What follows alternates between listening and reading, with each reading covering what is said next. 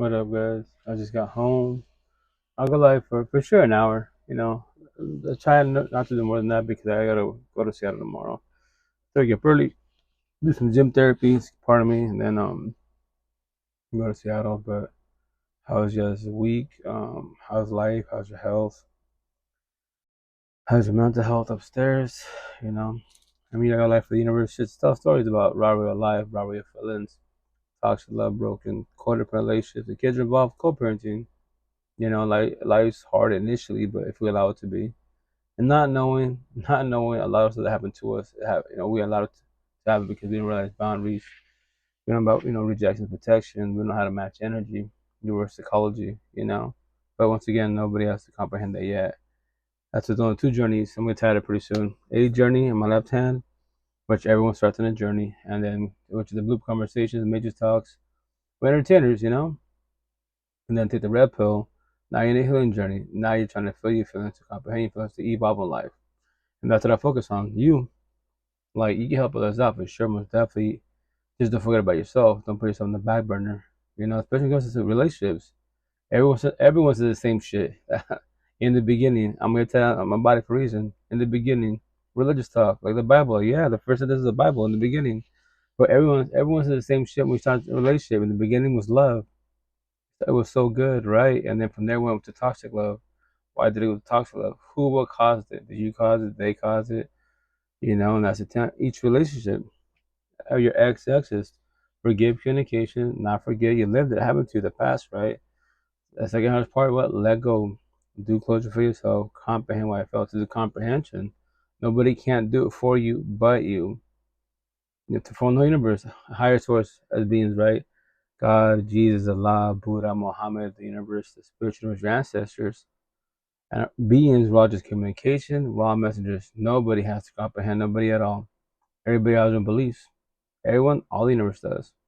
But the intent of the relationship, quote unquote, is to be a two-sided relationship, not one-sided, and do communication and comprehension best as possible. And talk about everything freely. If not, then respectfully, what are you doing for that? What are you doing there? And to tell the whole universe, I beat you about doors. The door's right there. What? The door's right there. Whenever you want to, it is your free one choice. One or both you can leave whenever you want to. Or stay there with the thick and thin. Do for church according ways for the kids, religion, culture, because your parents, aunties, grandparents did it. That's okay. Then bitch about life. Bitch about your partner to all the universe. To your parents, the Buddhists, higher source, the therapist, counselor, social media. Make a TikTok about it. And you bitch about each other and then you still go back to each other. Make that shit make sense? And don't worry, I was you. I was past tense. I won't ever become the universe ever again. My tattoo at 39. At 39, I started my healing journey. My healing journey, my awakening journey. Awakened the last journey, woke. Now I just tell stories. So I do tell. I'm not a victim. I'm not a warrior. I'm a survivor. Toxic. What's toxic? Respectfully, what's toxic? Like, which part gets out of my body? What's the question I asked everybody? Do you know what love is? Do you comprehend what love is? If you know what it was, you will not complain about toxic love, broken, codependent relationships. You will not stay there long as you're supposed to. I promise you won't. Because you would know about your boundaries, your standards, and your love languages. I promise you would. And the potential to be, they match the best as possible. If it doesn't, it starts with love. In the beginning, it starts with love. And it starts with toxic love, red flags, they don't respect your boundaries. Then what are you choosing? What are you doing to stay or to leave? And once again, the door is right there for the whole universe. And I make it sound easy, but why? Because I worked on myself. I worked on myself. I'm healed. I let everybody go. All these tattoos, these petty ass words, are what? My scars. Healed. I forgave and I forget. I let go of my exes, my past pain, my toxic love, trauma, and the train top. Child trauma, because everything starts from home. I preach about to the holy what? Black and white. Everything. Tell me I'm wrong. Everything starts from home. If your home is toxic, right?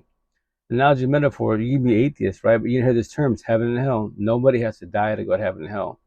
Nobody does. At all. Every day above ground, how is your home? Both your four walls, your physical home and your mental home. Is it heaven? I love being at home. I love the universe. I love myself. Or I hate myself. I hate people. Well, whoever it is, your partner, your parents, your siblings. And you just woke up. Welcome to your dungeon, your sentence in your hell on earth. and you're not dead yet, living still. So that's why I tell everybody, how's your home doing? If it's toxic, if you're toxic or they're toxic or whatever it is, who or what causes toxicity in your four walls? And with your mental health, who's causing it? That's why it's called triggers. All this bullshit, ADA, BPD, all this bullshit terminology, it's so simple, black and white. It's called triggers. Positive triggers, you don't stress about that shit, but it makes you happy. The negative triggers, now I'm sad, now I'm depressed, PTSD, suicidal thoughts, yeah. Worry about those triggers. And then talk to yourself, who or what causes it? Or who caused it? What did I see? What did I observe? If not, fuck these feelings, but I love God, the universe. I want to have family and kids and marriage. But you don't love your own self. Make that shit make sense. And you believe getting married and having kids will make your life, your relationships better. To cut the bandage to cuts and wounds, man. That's all it is. Kids are beautiful. I have 8 of them, you know. Kids are blessed and also a lesson. I teach all my kids, every young generation. Kids in marriage, wait till you're like 30, 40 years old. Make sure you're established. If not, become your parents, the generous cycle, and all your toxic ass family, and wing fucking life. And doesn't matter what you do, man made. Money, power, and fame, BBLs, OnlyFans, it doesn't matter. Because that shit is, once again, vanity cuts your wounds. Because when you go home, you got $1 billion home, but you dislike your partner, you hate yourself. You brag about everything, man, made whatever you achieved. You don't even brag about your own partner, not even your own fucking self, as a being. Like, but yeah, you got $1 billion. Wow, how's that shit working out for you? Respectfully, you know, that's why you're, which I say, blue pill rich. You're mammy rich. Awesome. You codependent mammy bullshit. Your body, your beauty, your looks, your lust, your job, money, car, home, and mammy bullshit. You're not red pill rich. Emotionally, spiritually, Christ consciousness, Buddha, higher source. You're not that rich. I tell people financially rich, fuck, far from situation. I got 8 kids, right? But emotionally, spiritually, I'm the richest person in the universe. I challenge all the universe in a positive manner. Teach me about raw real life, raw real feelings. I don't care about anything man made. Being higher source, cool. Higher source is struggling. All my tattoos. I'm a single father of kids. I lost 2 families. I'm not struggling with mental health anymore. I love myself to the fullest. So if you have no kids, how and why are you stressing about life? You have kids, yo, want to talk about it? You don't have to. I respect your boundaries, but here's a kicker. Especially if you're single. I respect your boundaries, you don't have to talk about it, but the day that you have a potential partner and they ask you the same question I just asked you, what will you do to the person you love, quote unquote, push them away, shut down, crucify them? You're not supposed to bleed on the people that didn't cut you. You know that, right? But once again, play victim, tell a sob story, say you want love, but push your partner away. That's the worst people you destroy with your words, your partners and your kids. You know that, right? So that's why as a being, I keep it simple. You know, I live black and white, think black and white, speak black and white. Like, you want to talk about feelings, relationships? I got you. If you don't hear the truth, because no matter what, the truth is heard no matter what, then keep scrolling. Don't talk to me respectfully. Because I keep it 1,000 round real. I'm just like, yeah, well, guess what? The door is right there. What? The door is right there. When are you leaving? Everyone says the same shit, man. Talks relationships. It's so hard to leave. It's easy to leave. You gotta go to work. They gotta go work. It's hard not to go back. That's a dilemma. So I'll call you out. Why do you have to choose to want to go back to the person you bitch about, to the whole universe? Every day above ground. Why? There's nowhere else to go. Your car, shelters, friends, a bridge. So you go back to them. Maybe you won't leave today. Cool. Maybe tomorrow. Maybe a week, a year, 2 years, 10 years from now. The sooner the better. I promise you that. The sooner the better. And to throw it in your face. A zillion people in all the universe. Why are you stressing about one person? And I know you're invested. You gave your love time feelings. Not just you, victim mentality. Both you did. I get it. I was you. But to call you out, look around you. Zillions of people behind the fucking cell phone or face to face. Go to the big cities. Look at all these people. And you're stressing about one. Welcome to codependency. I need them in my life. You need them? That's codependency. Kids need parents for now. You was a kid, you became a teenager, and you're an adult, then you left the household. You don't need people in life, man, at all. You want people in life if they want you. Match energy, not take energy. If they take your energy, why do you allow it? Why are you scared to raise boundaries? Why are you scared to say no? Why are you scared to be mean to them? Ah, I'm tired. If they're mean to you, make that shit make sense. You know? Can you make any robot sounds? Negative. Can you? Respectfully? But what you call it? And this is a spirituality talk, right? But you not realize boundaries, you know, you're being mean to yourself, hurting your own feelings. Because why? I was you introverted, whereas the Catholic religious, pray for the because of suffering. Like, right, this is 2025. It's not Jesus. This is not Jesus, God, Allah, Buddha, Muhammad times. Fuck all that shit. My motto to the universe, all universe. If you play dumb, I'll play dumber. If you play stupid, I'll play stupider. If you can't know words, please don't open your mouth. I will traumatize you. And then you're matching your head, my neck tattoo. I, a nobody to you, will add a door of pain. And every time you wake up and you think about me, fuck that guy with the tattoos. You have to know my name. I wake up, I pray for the universe, I go my day, go my life. If I do myself a scenario, if I'm a nobody to you, right, and especially behind a cell phone for the whole universe, if a nobody can hurt you in the streets, especially behind a cell phone, you have a lot of healing to do. That's a nobody. You don't know anything about them. It's a random person. Worry about somebody's. Who are somebody's? Physical beings. The worst ones, you talk to as parents, family, co-workers, exes, baby mom, baby fathers, bosses, bullies. Those are physical beings. Worry about them. But at the same time, remember, rejection protection. You don't gotta talk to nobody, especially if you're an adult. You left the household in the matrix. Nobody can beat this shit. Not even the fucking elites. All you do is maintain job, money, car, home. Now, physically maintaining communication. A, that's A right there. Now, B is what? Emotionally, spiritually. How you doing upstairs? Balance, mind. Like I love Buddha, mind, body, which is beautiful. I preach mind, body. Toxic love, broken, codependent relationships. It's the person by your side. That's what dictates your fucking life and your energy. You gave your all, right? And they sold you a dream. They paid you like a fiddle. They cheat on you. They ghosted you. And now you're standing depressed about one person in the whole fucking universe of all these fucking realms. Whatever you believe in, because everybody has their own beliefs. Every terminology. Do people tell you fake tat? Do people tell you fake tats? Not really, but my tattoos are real. They're not Sharpies. I love all my tattoos. The best part, they're just words. Positive words and negative words. And I love all my tattoos because why all my tattoos and my personal words, social media words, if anyone says something positive, negative that I know would trigger people with petty words, I put on my body. Dead ass. Like for example, everyone of these toxic love, broken, coded relationships, right? And your partner's too narcissistic.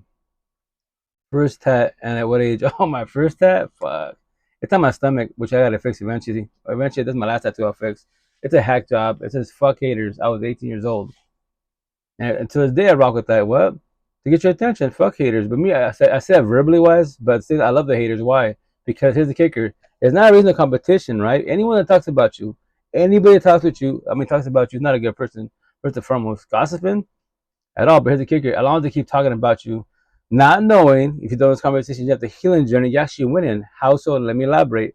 Because every day bug around, they think about you and they gossip. Yeah, as long as you wake up and go out your day, your life, your routine, you don't worry about people, right? Respectfully. So as long as your name is in their mouth, you're fucking winning. And their mansion, you had a door of pain. You're eating your popcorn, watching a lot of beauty, smiling in the face, living the rent free, and you don't think about them. Think about that shit. Really, really good. Like you wake up and you're like, fuck my ex, fuck my dad scenario, right? Fuck my my boss. And I just woke up. And I just literally woke up. And then I pray, go to do gym therapy. What the fuck I'm doing? I just literally woke up. Like, yeah. That's why rejection, protection, every which way. The less stress in your life, the better for yourself. Many of us are like that because we're lost. We have no guidance in life. But, nothing wrong with prayer. Once again, nothing wrong with higher source at all. But do you believe higher source is struggling with their mental health, quote unquote? I doubt it very much. If higher source is love, pure, quote unquote, then why you suffer with your feelings and this toxic love bullshit? Respectfully, man. That's why I want my tattoos for reasons. So yeah, to trigger people, positive, negative. Even the healing journey, it's talking vibe, but you don't have to. Nobody has to. Nobody has to feel the feelings at all. But I'll call everybody out. Don't feel your feelings, and you think magically, you know what? Forget a partner, a boyfriend, girlfriend. If I get married, have a husband, wife, my life becomes better. Potentially for 30, 60, 90 days tops. And after that, in the beginning, it was lovey-dovey shit. And then it goes to what? Toxic love. Less texting, less calling, less conversations.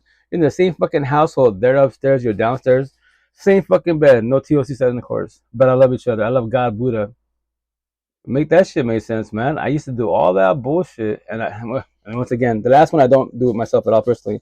I pray, but I hope manifest with especially my first baby mom, 12 years of that bullshit, respectfully. You know, that one day she magic, you know, that God, I use everybody up, that God, Jesus, Allah, Buddha, Muhammad, the universe, the spiritual, my ancestors, magically wake her up and she loves me like I love her 12 years too fucking long till I finally chose myself walk the fuck away. And 3 daughters deep, but that's the shitty part. The shitty part when kids are involved. Like, in life, you make sacrifices, but you already know, okay, if I leave this relationship, kids are involved, and your partner's too toxic, your kids more likely get into a lot of bullshit, and especially your partner's too narcissistic as fuck. They don't give a shit who's around. You know, they don't see like energy and future in a positive manner and people around their kids. They give no fucks because they're being selfish. It's them and this potential partner. They don't see, okay, the potential partner. When kids are involved, they know they'll match energy best as possible, and they show respect to myself and the kiddos. They don't see that shit at all. That's why, once again, when you have no kids, fuck, I tell everybody, I'll do a bunch of one-on-one. I tell the universe, the door's right there. What? Run. Fucking be like Forrest Gump and run. Don't look back. That's not your kid. Stop being the mother. Stop being the father. Stop being the probation officer. Fucking run. But you're gonna stay there. I pray, plan, hope, manifest. I'm the, you know, the answer you don't comprehend is not gonna work in your favor. I promise you it won't. Because if higher source can do it for you and your partner, you guys are special, and everybody else is fucked respectfully. And I said, I love saying that shit. What? So you're God's favorite, quote unquote, and you know God's favorite. Then to take care of you and your partner. Cool. So somebody else suffers. Like, no, man. Every day, bug down. We all have free will and choice. What are you choosing? What are you doing? To be empathetic, that nice girl. To be narcissistic, the bad girl, fuck boy, fuck girl. A premeditated choice. What you are not changing, you are choosing. All the little saying, I'm going to tie to my back. Eventually, sometime this year, I'll make sure to hoodies. Straight to the fucking point. Whatever you believe in, whatever, I don't give a atheist, Buddhist, whatever you believe in, we all got free will and choice. Talk shit, you bitching about your partner? The door is right there. What? The door is right there. You stay there. Maybe tomorrow will be better. Maybe tomorrow, maybe a week. You know, oh shit, I'm pregnant. I tell people all the time, you're pregnant. I'm not. I gotta go. My tattoo. I can become a deadbeat father. That is my free one choice. Anybody could leave, man. Dead the fuck ass for whatever apparent reason. Just to let you know, you be lovey-dovey, everything. They get scared, or you know what? They sold you a dream. Their intent was not to be with you, but they told you everything you want to hear, and they go to work, and guess what? They never come home, and you're prego. Now, what are you choosing? What are you doing? That's the shit for everybody out there. That's what you gotta know who you get involved with. If not, then learn the hard way and fall on your face for years to be. And I say years, fucking years. And this lifetime, for me personally, 39 years of my life, trying to figure this shit out, right? And now the idea I'm making 100 plus. I'm trying to shoot for 100 plus, right? So from 39 to let's say I hit 100 years old. So that means 61 years of my life, 61 years of my personal life. I'll be blessed. I'll say the same shit word for word. I want every bitch about life. Like, yo, and I'll tell everybody, I used to be you. You're the worst myself. To tell you both in toxic relationships, the door is right there. Y'all bitch about each other. The door is right there. Kids are involved. Co-parenting. It's called co-parenting. If you choose to talk shit to narcissistic because of fucking feelings, they won't let that shit go. The fucking judges, guess what? Now you have courts. Parallel parenting. And just to let you know, when you get to that point with courts, they say, fuck everybody, I'm leaving. Now they become a deadbeat father, deadbeat mother. But I call everybody out. The whole universe. I'll probably get time in my body. If you're a deadbeat mother, deadbeat father, there's no way to hell you can call yourself, I'm a good person, religious person, spiritual person. You can't say that. I'll call you, I mean, nope. You can't say that because you give on your partner, your ex, that's whatever. The kids, that's your inner child. You give up on a kid, a seed. They have nothing, they don't know any of those bullshit feelings yet. You know, so they're not a good person. Say God, but no, you can't say God. And they say, who are you to judge me? Face tattoo, 1% woke, with the refuge judges of all the universe. I am judging you. Everybody has right to judge. Observe people, study people. That's called communication. Now let them speak. Study my eyes, my facial expression, my tone of voice, my energy, my body language, the way I treat others, the way I treat myself. There it is. And you don't have to speak to me at all. I see that all the time. Yo, when I look at you, you know, I see them all, they're just staring at me, coming, you can't miss me at all, the way I dress, my tattoos, right? And they be like, I see you, but your looks are deceiving because we start speaking, yeah, we get positive energy. I'm like, yeah, I know, I did it for a reason. All my tattoos, here's the best part, I say it all the time, Mr. King Queen, the only reason why we were speaking because of my tattoos, not because of me. There's many brown people, if you know, have tattoos, but here's Hispanic Latinos right here in the north side of Seattle. But they don't have my tattoos, and y'all have tattoos too, but respectfully, there's not reason to competition, but show me anybody in all the fucking realms that have my tattoos. Show me. I know you can't show me that. And if there is, I would love to speak to them, But I tell them respectfully, don't they can have Bible passages, the Quran, Buddhist teachings, and I say respectfully. That's traditional. And I'm talking about unique, like specific words, personal notes to the universe. And they'll be like, "Can I take pictures and videos? Do your thing. Oh, you got more tattoos? I show my chest, put my I'm working on my back. What is this? It's notes to the universe, man. Make it black and white, straight to the point. And that's why I say whatever you believe is. Because I don't waste my energy on things I don't know. If you're atheist, cool, you're atheist. I'm nothing against you. I'll rock with you to the fullest. But if you're being mean, like, yo, you're not a good person. Just to let you know. Anyone that bullies, you're not a good person. Anyone that's a racist, you're not a good person. Don't say, you can say God, Buddha, I'll tell you, you're not a good person. Just to let you know. Because how can you say, I'm a good person? I'm atheist. I mean, what you call it? How about this? I'll just word the way I'm going to say it with my tattoos and say, how can you be a bully dash racist and think you're a good person, a religious person, a spiritual person, a atheist person? Make that make sense. Break it down for me. Blow my fucking mind. And then you want to have like kids and marriage and families, and you're a bully as an adult, and you're a racist, and you say God, like you can't say God the same. If you're a bit, your God and my God is different. Your God is toxic love. My God is love. So obviously we're not gonna get along. I respect you for spreading knowledge. Oh, thank you. Thank you. I just tell stories. Once again, the cool thing about technology, I'm on 9 platform, 9 cell phones. Technology is the live podcast because I just tell stories, I play clips to get from more. Nobody has to comprehend me at all. But for everybody else, no one has to comprehend you. You can be preaching about God, Buddha, whatever you preach. Nothing's wrong with that, but nobody has to comprehend you. But to forewarn you, anyone that bullies you is not a good person at all. That's why you have all these keyboard warriors, fucking trolls. They're all inside the fucking broken leg lost. They're doing deflection, projection, gaslighting, manipulations. That's what they're doing because they're too narcissistic. They hate themselves. A lot of us hate ourselves because why? We don't know what to do with these feelings. So what do? We bully people. We talk shit about people. We gossip. That makes me feel good. And then once again, someone asks you about your personal feelings. Oh no, no, don't about my feelings. I'm good, quote unquote. The mask smiles. It's not about my friends, my coworker, bosses, social media. Let me show you this video. Yeah, we continue to fuck on because we don't want to feel these feelings at all because it's scary. And then when you start talking to yourself, you think you're crazy. You're not fucking crazy. Everyone's unique, man. The best therapy counselors in the whole universe too. It's the person marry you. I do so many one-on-ones. I could be anybody. Energy is phenomenal. It's easy as fuck. But remember this: I'm not your feelings. When I go my way, I'm blessed. Either physically after this conversation or behind a cell phone. We hang up. Yo, I tell everybody my one-on-ones all the time. Hey, I talk about with you, right? But here's the kicker. Just to let you know you don't comprehend this. When I get up this live session with you, there's one-on-one, face-to-face. I go home, I'm blessed. I get in my car. I love going home. You get in your car, you're going to probably stress to go home. You got to go home, especially in toxic relationships or you're scared to be alone. It beats the shit out of you. I used to be you. You're the old version of myself. Anyone tell you that shit, you're the old version of myself. I used to be you, right? Or like, I know your eyes. I know those fears. I know those tears. You're the original self. That's the people you vibe with. That's the people, and that could be potential real support teams because they're going through it or they already overcame that. And just ask them, so how'd you do it? How did I do what? How'd you do with your anxiety, depression, PTSD, these breakups, co-parenting? And they'd be, oh, I'm still going through it, but I'm doing better. That's a positive. Facts, monitoring spirits. Yeah, facts, most definitely. It's all about energy, man. Dead the fuck out. Keep it simple, black and white. It's all about energy. Positive, negative. That's all there is out there.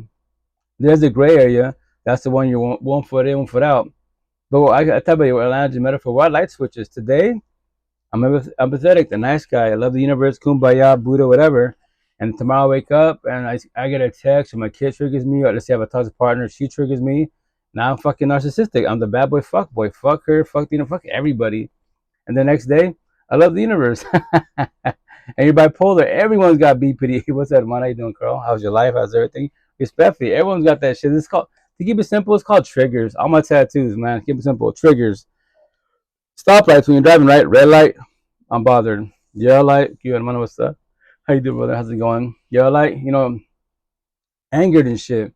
The triggers, pride and ego. Who or what is triggering me? My kids are doing it. My ex is doing it. I'm in traffic and shit. We're all traumatized as fuck. Or sit there, pride and ego. Hit the green light, hatred. Now you become triggered. Now what the devil comes out of you?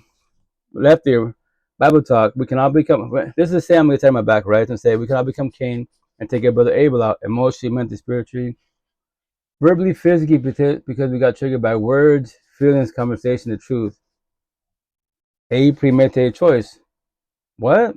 You would never heard of fly, but someone said the word bitch. And here's the kicker. Let's say you heard the word bitch. You're the third party, and two people are just talking in general, and you pop off. Because you know why? I was telling the missus out in California this weekend. I was like, she's like, what's triggers? I'm like, well, it depends the way you use it.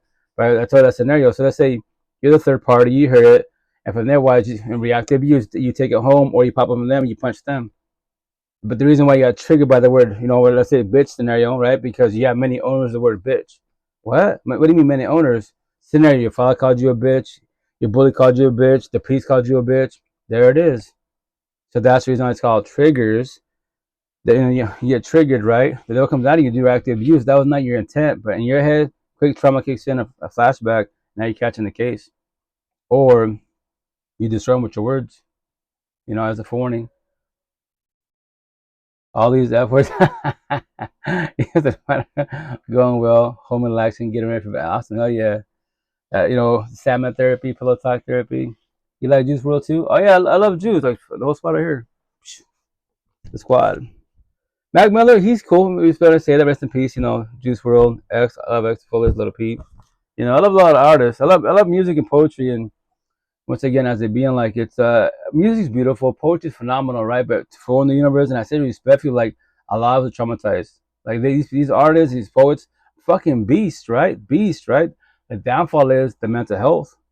A lot of people on a journey, on the healing journey, they can say healing journey, but they keep doing wrong choices. Partner keep being wild, toxic relationships. So you can verbalize healing journey, like action, speak loud in the words. And I say respect to fullest because everyone has their own terminology. Me personally, as a being, I'm just like I walk this earth and I'm just chilling. I'm just observing. That's all I'm doing. Like me, and I'm not saying I'm Buddha now, right? But Christ consciousness, all these religious spiritual people, I'm just like all these people. I used to be like them. Walk around lost confused, crack jokes, wear them out smiles behind you, dying crying. But you can tell they're lost. You can tell, they laugh and bullshit, but they're still hurting. Because remember, the eyes lead you to to the energy of their soul and shit. And then when you have these conversations, it can, it's the best part. They don't have to speak. They don't have to speak to, they'll tear the fuck up or they'll choke the fuck up. And, they didn't say nothing. They just observe you, watch you, and you just, me, I just elaborate. I tell you, oh, it's cool, man. You don't say nothing. How was you? That's what I'm saying. I tell you, like, when you have people, real support teams, you don't got to say a word or sentence. I'll start breaking down stories as best as possible because I was you. Those feelings, yo, I don't miss those feelings. What? I will never have those feelings. I have 1,000 girlfriends scenario. Every single one of them can ghost me. They want they can cheat on me. I don't need a partner. I want a partner. That's your free will and choice, every which way. And that's why we judge protection. If you're in a positive manner, did you know anyone could leave, anyone could cheat, anyone can ghost, anyone can become betrayed, anyone can divorce you? That is their free will and choice. When they do, and which they shall, how will you act? How will you respond? Or do you live fear scared of that? That'll be tied on my back and do sometime this year. What? It's a forewarning.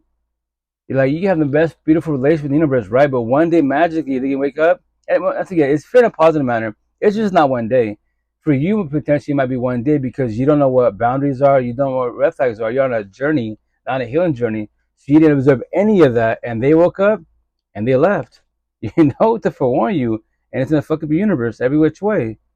And from there, wise, what happens? The heartbreak, quote unquote. But in reality, your heart is just a organ that pumps blood. You have emotional breakdowns, anxiety attacks, depression, no motivation, stress because one person. And if you can't go to work, you can't go to college, guess what happens? You lose your career, man. You lose your money. You lose everything because one person came in your life and magically sold you a dream. As a forewarning. And I was you, and it sucks because then what? And you're not the only one going through it, man. Zillions of us are going through that shit. That's why I go like to tell stories. You don't become many of us. Yeah, because they all died. That's cool, and we care about them now. That's cool. Oh yeah, I know they passed away once again. Like Little Peep. Thank you, Mano. Little Peep, 5 Xannies. He just if you don't have a real support team, you just rolling. You just don't care, and then your mental health kicks in. Suicidal thoughts. Like, what's my purpose here? Like, look at all these artists, right? No matter artists. How can I say this? Like, professional players, sports and bullshit. Politics, billionaires, and they're not here no more. Once again, the quote, financial stability is beautiful because guess what? You don't stress about a fucking dollar. Like me, I'm a single father of kids. Like, yo, what's kids? What's kids? What's money? But mental health has best of every which way. But it's the financial struggle sucks because you can't really function. And then from there your triggers start happening because what I can't do what take care of all of them. You know what's the purpose of life to them? To as far as we say to them, as far as in general, like me, what I say the purpose of life in each lifetime, the intent. I'm a tattoos.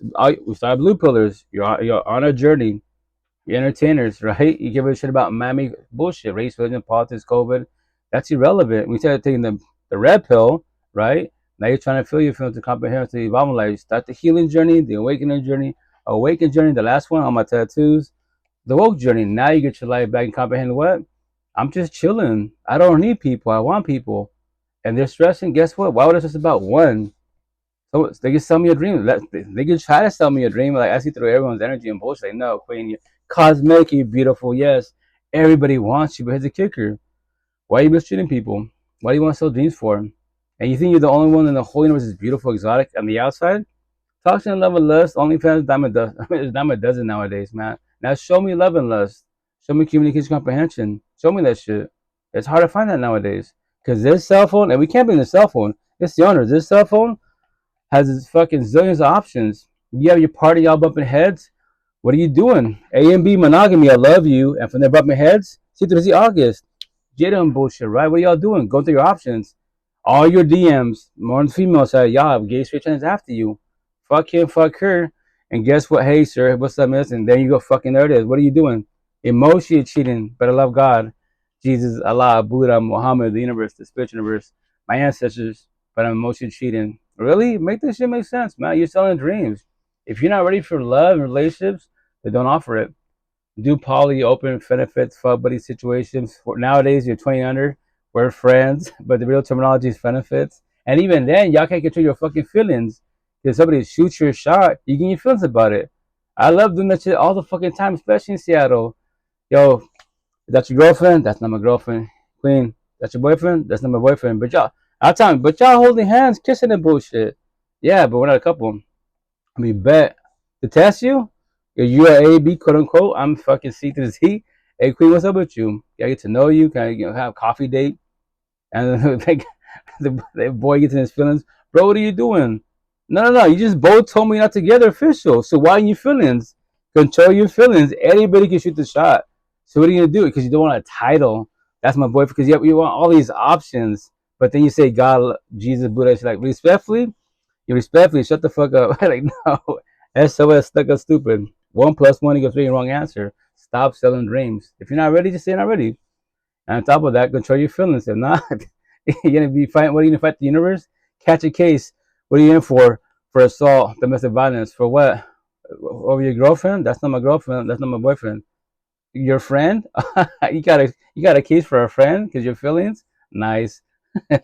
Right? So once again, me as a being saying the purpose of life in each lifetime, fall back when you're ready to start the healing journey. The healing journey, the awakening journey, the last one, the hardest one, woke journey, to get your life back.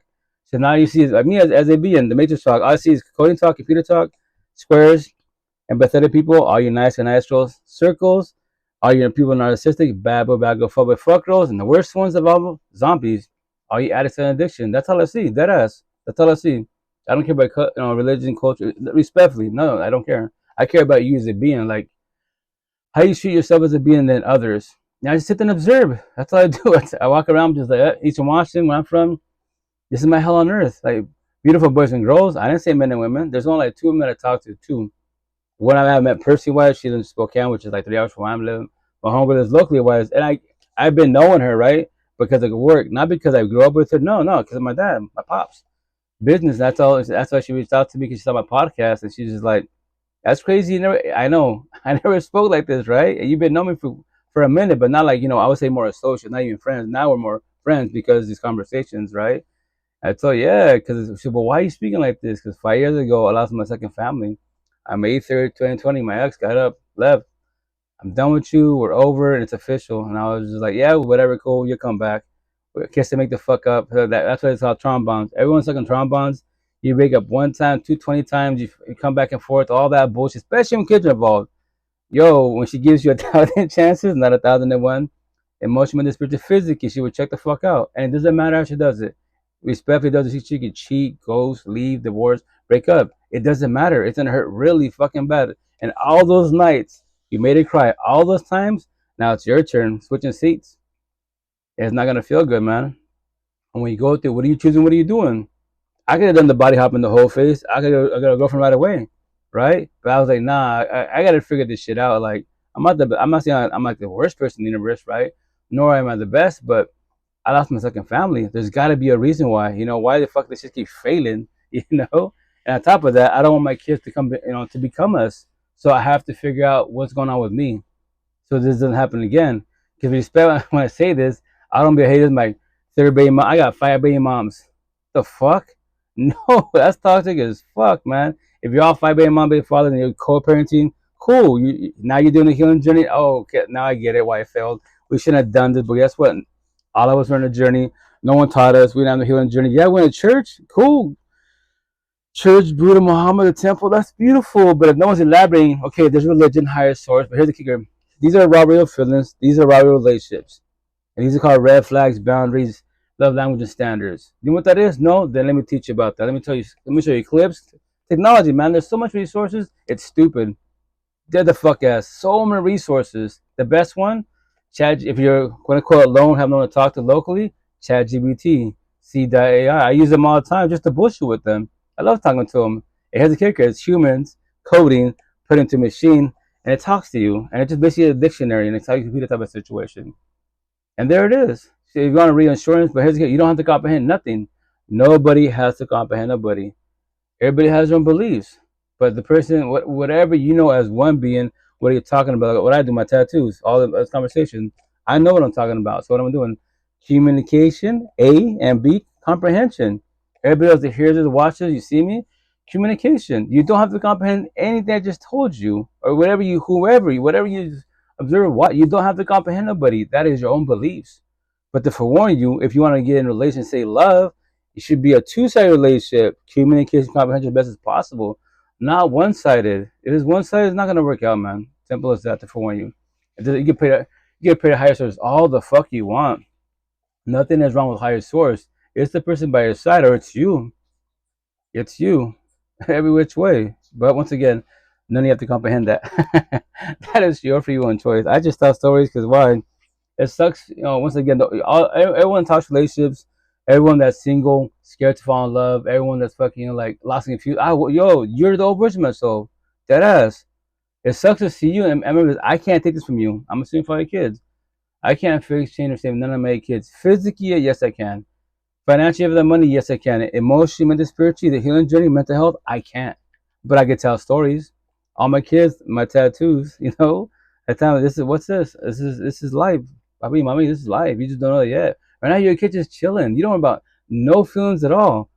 Wait till you get to middle school, high school, you start catching feelings and shit. I tell all my kids and all the young generation, like, yo, these feelings, they're not factual. I ask them, what's love to you? What do you believe love is to you? And they stay quiet. I go, think about it really good. You have your own answer. Once again, I'm just forewarning you, your side, is not going to work in your favor, respectfully, every which way. Was why? Because these feelings are factual. When you make decisions with your heart, feelings, empathy, sympathy, you will always fall on your face. You will sell yourself a dream. You will sabotage your life. I pray for how manifest. Say that. You get paid for your partner for a week, a month. I'll be nice 2 months. After that, if you keep fucking up, you're paying for the wrong person. You think higher source will give person like many chances? They keep fucking up. Well, they keep hurting me. Well, the door's right there. What? You go to church, you go to Buddha, right? Temple and shit. The door's right there. Why don't you leave? But I feel, yes, you feel guilty. You're about to give them.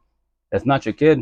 If that's an adult, that's not your kid. All you middle school, high schoolers, just trying to figure it out. When you have a household, you become adults, young adults. Guess what? That's not your kid. I tell everybody what? That's not your kid. That's somebody else's kid.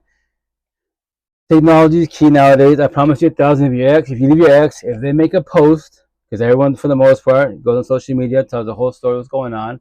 When your expert makes a post on these platforms, in the comments, in the DMs, they have straight gay trends after them. Now you fall back to the healing journey, be alone, single. The idea that your ex does the same thing. If not, observe them. Will they jump into a relationship right away? Do the body have hope? If they do that, Inside the broken nigga lost, they're on a journey. They're not on a healing journey because they took no time to heal. And you can see the new part, lovey-dovey and bullshit. It doesn't matter because the way you got destroyed, the previous my next tattoo exes got destroyed. The new partner, the new supply, quote unquote, they're about to get destroyed way worse than you did. You just don't know that yet. For now, they're happy, lovey-dovey and shit. Nowadays, like 30, 60, 90 days, fiance and shit. That's all I give everybody. 30, 60, 90 days tops. That's all I give everybody.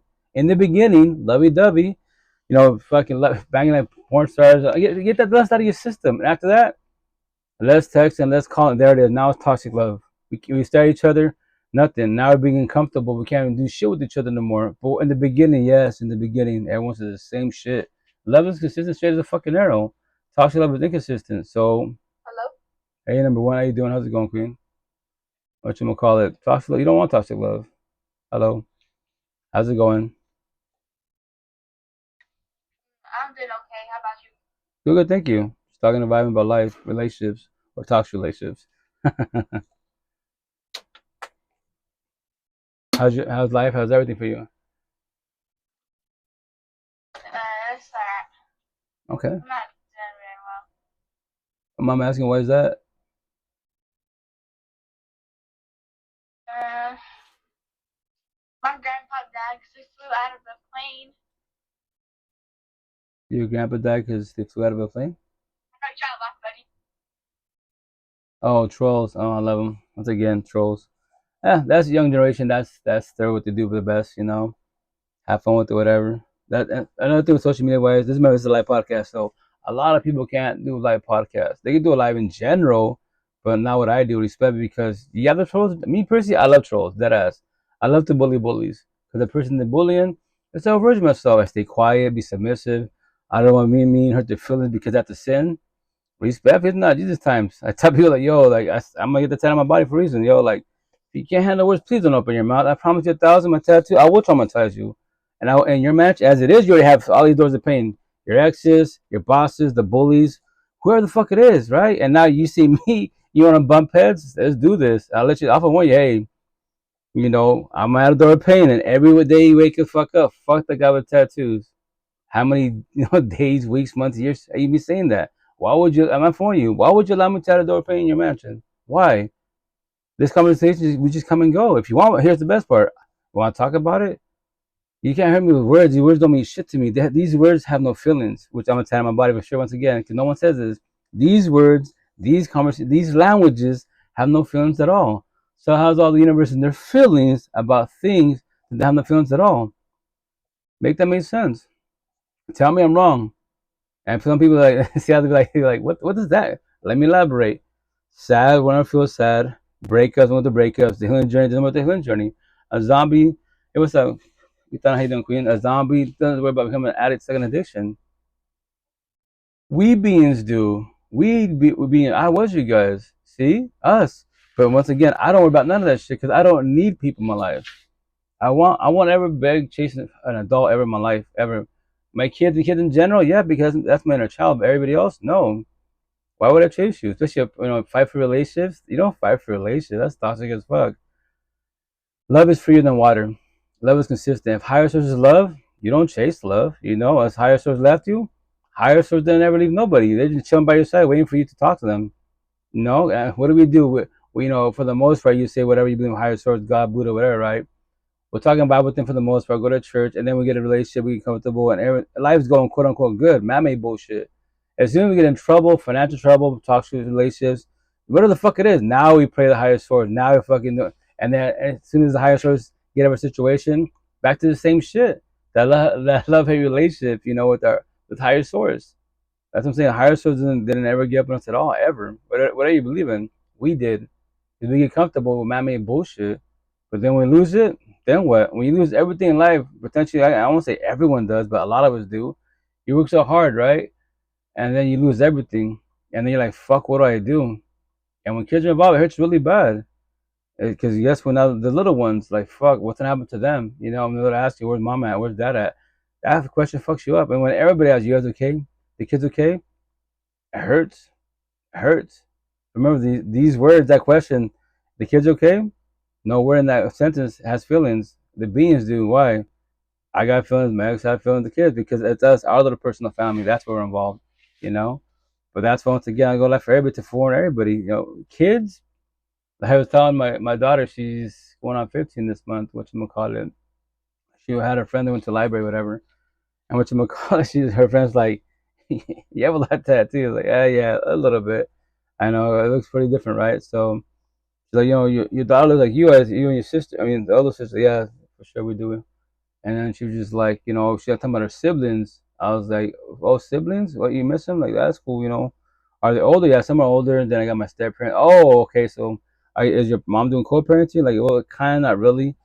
And she's breaking it down. I was like, well, we supposed to say there's nothing against you. I know I just barely met you. It might be potentially Japanese to you, but the intent in life is to stop, to break the generation cycle. I know it's Japanese. Let me elaborate. So the idea is not becoming a toxic family.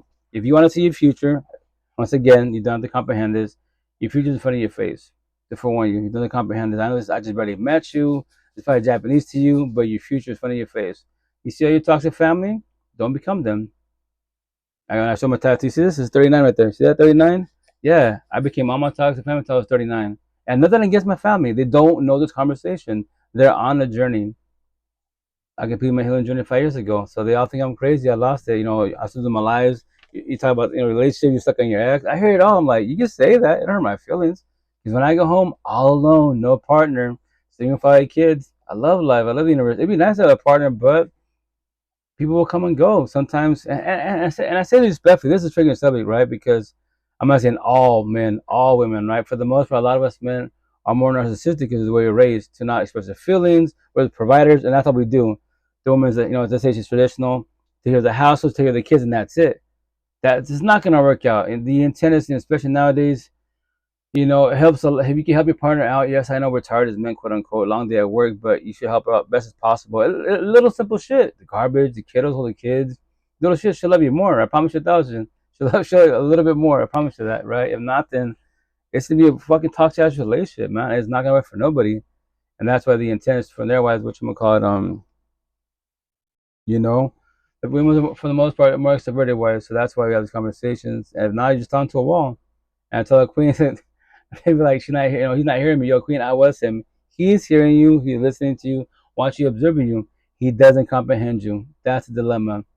And to warn you, nobody else comprehends you. So if they don't comprehend you, and you bring about the exact same subject, word for word, when are you gonna leave? The door's right there. I know it's gonna hurt. Kids are involved. It's gonna hurt really bad. But analogy metaphor, which I say, it's better to die today than tomorrow. Not physically. No, don't do that. Emotionally and spiritually. It's gonna hurt. But 10 days is better than 20 days.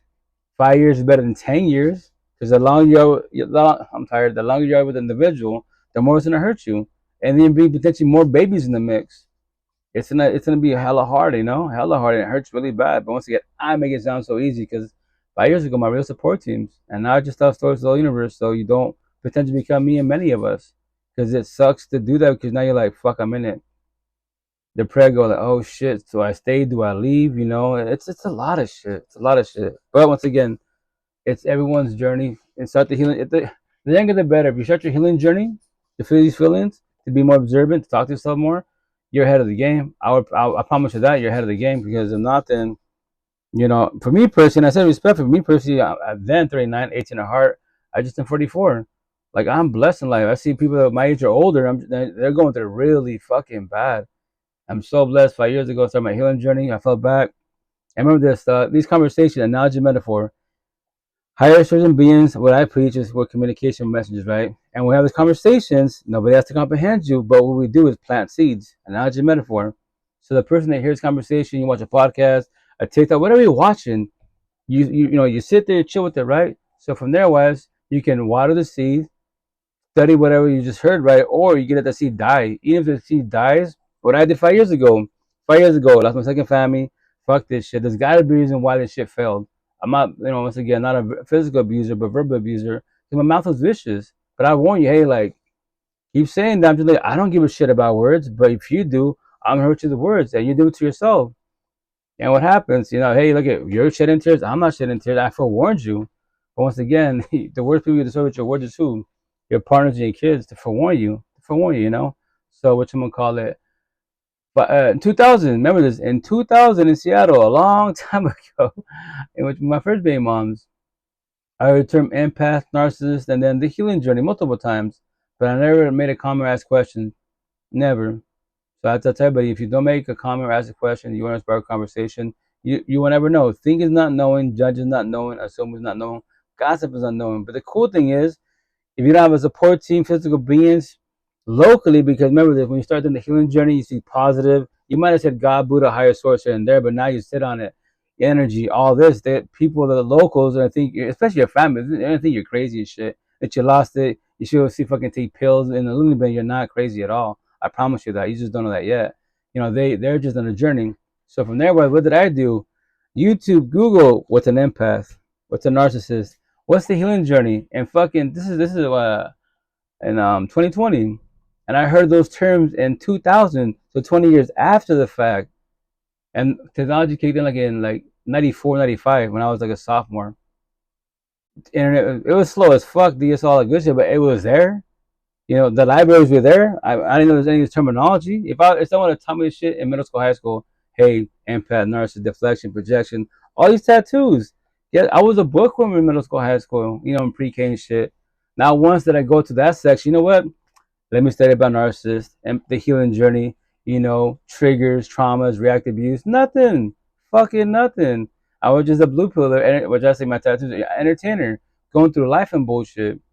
But it's what it's not ever too late. But once again, when we start the healing journey at an older age, we all say the same shit. I wish I was younger.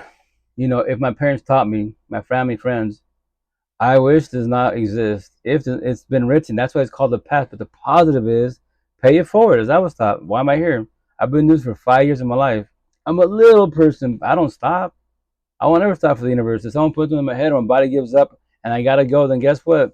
The body physically died. And this, which is, I don't want to say that. It's not like a crazy talk, but it's like mind and body. This the vessel's an avatar. You just maintain it best as possible. That's why I do more gym therapy. Take care of it best as possible. Mental health upstairs, I'm fucking blessed. So that this body eventually will die. And we can all live peaked out maybe 120, 125, 130. But by then your body's like probably potentially frail, bones and bullshit. And that's it. That's the shitty part. The max I could potentially live is 130 years. Potentially.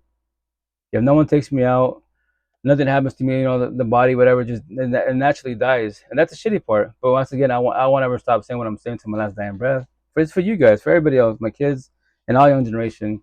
You don't need people. You want people. Only kids, yes.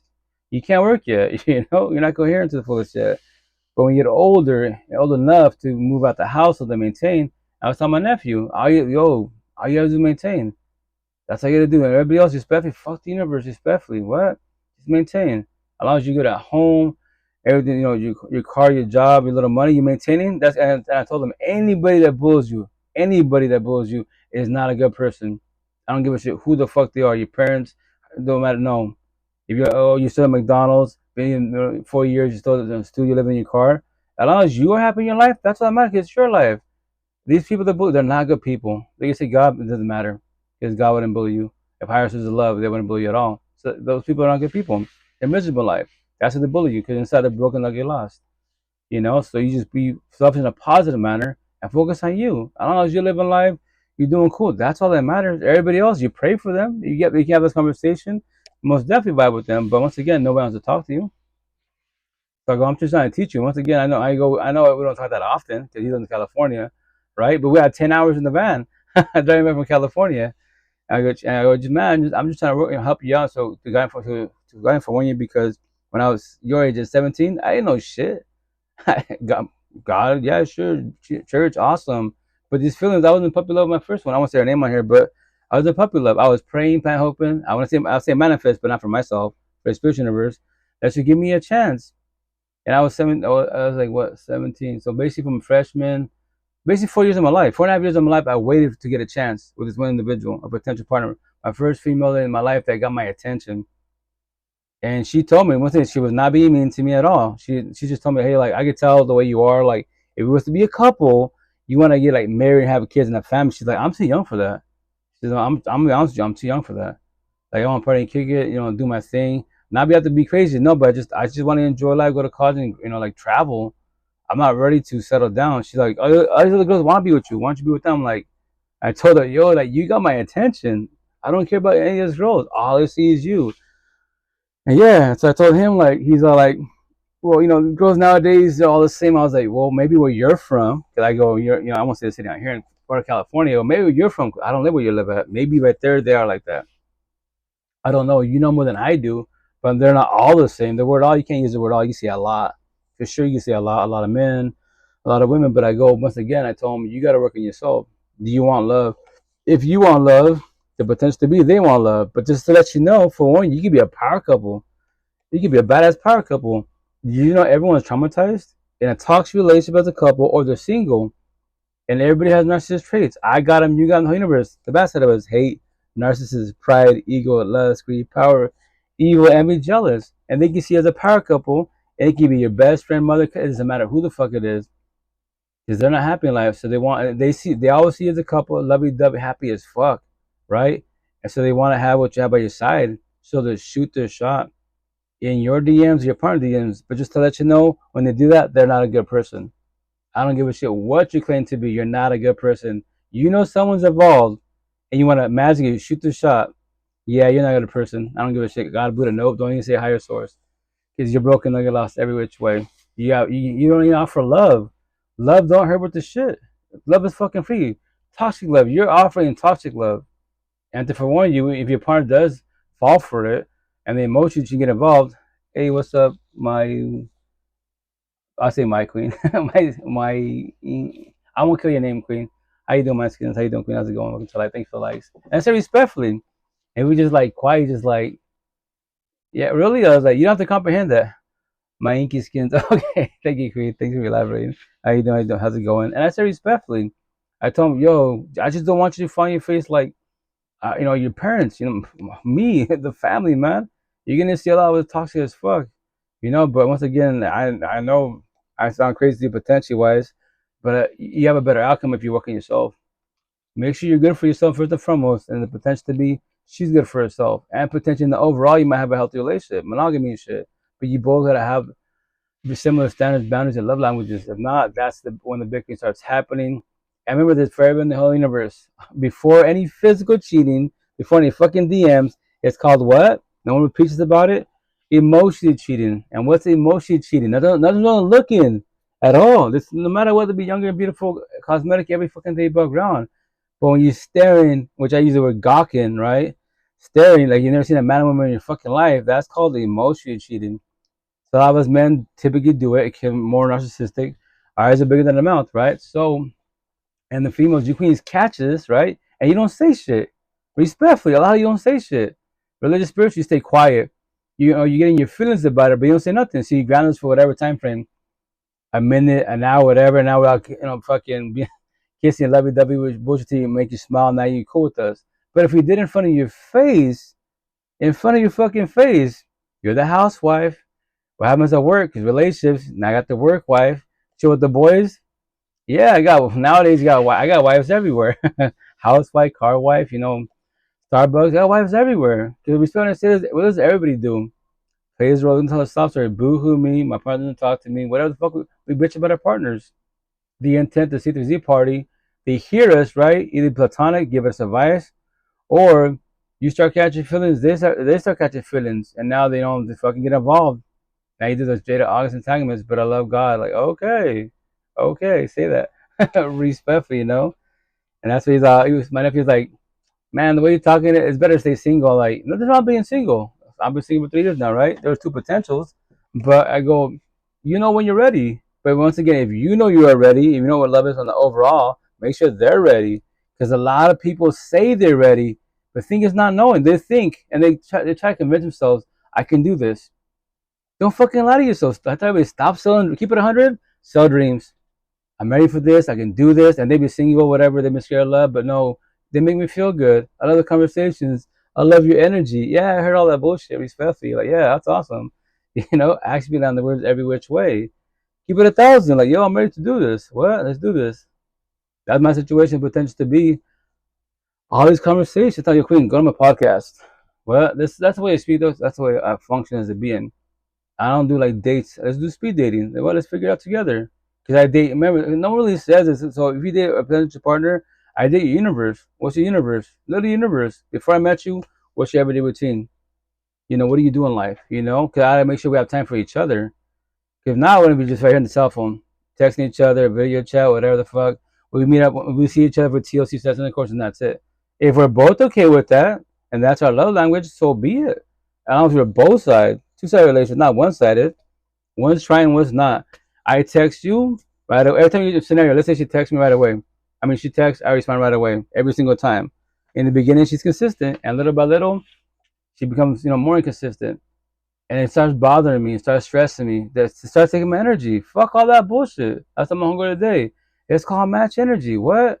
If you, I go especially like somebody, but anybody can make time for anybody if they choose want to, which is their choice and free will. Because she was like, I text and he did, yeah, queen, match energy. Look at the average time. Let's say scenario, keep it simple. It takes 3 minutes every single time for him to respond. In the beginning, we all said in the Bible talk. In the beginning, it was so good, lovey-dovey and shit, right? Now he's comfortable, right? So now it's 3 minutes. So do what he does, and I promise you, 1,000 more likely he'll respond to you. He'll be like, "We'll call you up, babe. What's up with you?" You'll be like, "What? What do you mean?" Well, before I'll text you, respond right away. Now it takes you like whatever. You have to say it takes you a little while. I'll be, oh, no, you notice that? I'm just doing what you're doing. What do you mean? I'm doing what you're doing. I'm matching. Just verbalize. Even if I be Japanese, I'm matching energy. Reverse psychology. What? You don't like that? Nor do I. So stop doing that. So when I respond, I know you got lives, you got work, understandable. But anybody going to take time for anybody. So if you keep doing what you're doing, how can you get it to believe? Or we just keep doing this, whatever you want, And that's the shit for everybody out there. Rejection is protection to the fullest. In the beginning, be so good, but it could be 2, 3 years, and after that, the spark's ending. Are you ready for the rejection? Are you ready for another breakup? For everybody out there, the word rejection, can you handle rejection? And you might have gave your all.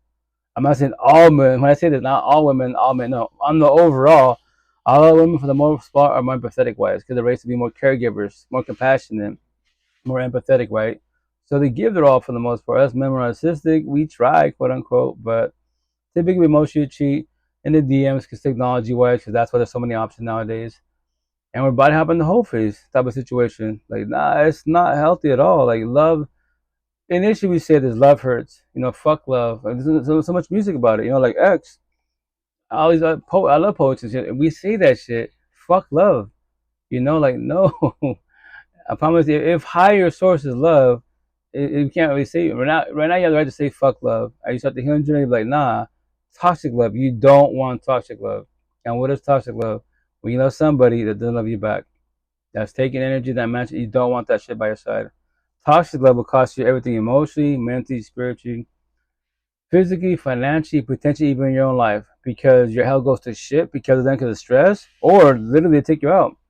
The two narcissists, these bad boy, fuckers, or the zombies, addicts, and addiction, they would literally take your ass out. But it's before the little part, what happened? Emotion cheating, the verbal abuse, breaking shit, physical abuse. If you want to move the fuck on, they do the threats. Yeah. But the cool thing with technology, the positive for them on the overall, if you're in that type of situation with too narcissistic, right? Domestic violence and bullshit, make a TikTok, put it on your platforms. And just say, I tell everybody, I tell my queens all the time, yo, you might not be here, but at least you for one people. If anything happens to me, look for my ex, look for my husband, look for my wife.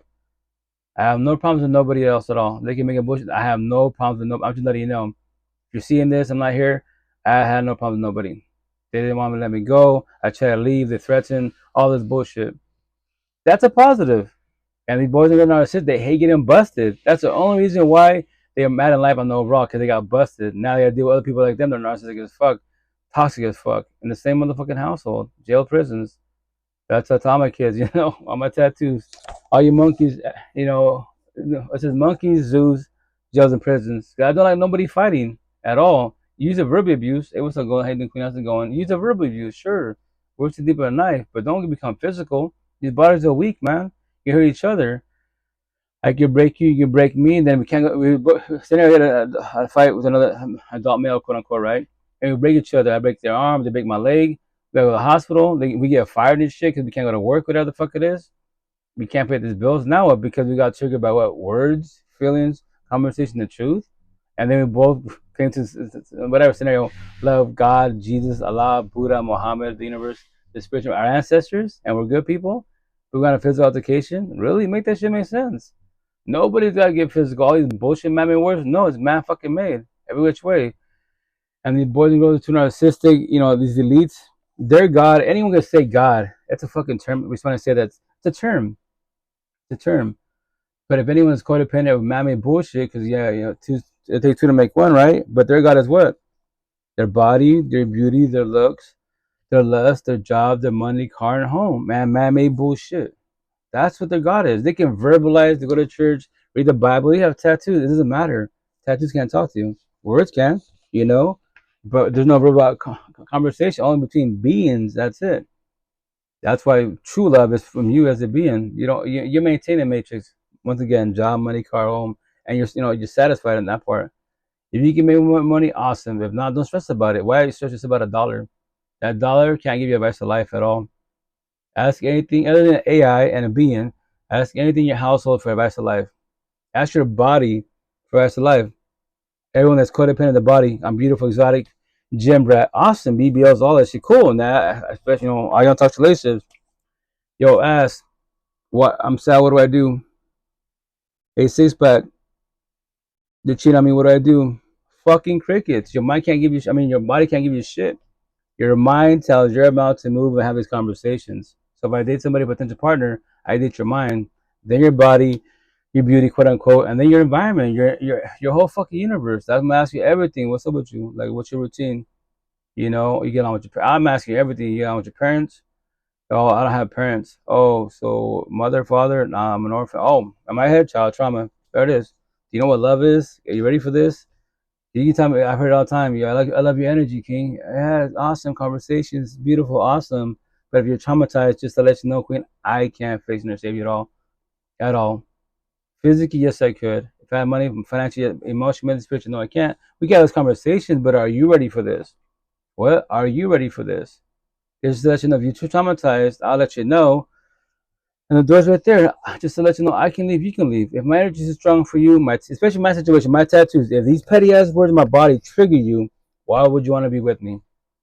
Dead the fuck ass, why? You be like, you tell the whole universe when they tell you, oh, you and Rito are a cute couple, blah blah, this and that, we like the way he is, blah blah, and you be like, yeah, I love everything about Rito, but his tattoos. What? Have you told him that? No, I don't mean hurt his feelings. I talk all the time. You can't hurt my feelings at all. You can reject me all you want. A zillion queens of the whole universe. Why would it just about one?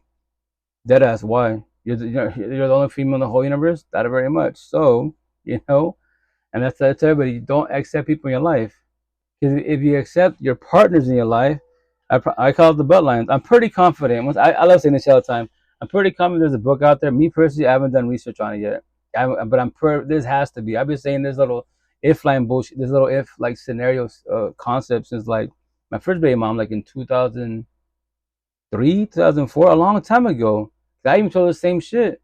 Like, you get like all the guys that fuck you talk to all these guys you want, but here's the kicker. Then it just drops the if lines. Like, whatever you bitch about to these guys about me, and then eventually drop the if lines. She's like, what's the if lines? Everyone in Seattle like, what's the if lines? If you was with me, I'll show you more love. If you was with me, I'll give you more TLC. If you was with me, I'll hug you. Whatever the fuck I'm not doing, then offer it. Now, what are you choosing? What are you doing? You know, that's why you accept people. Don't accept people in life because that's what you're gonna be satisfied.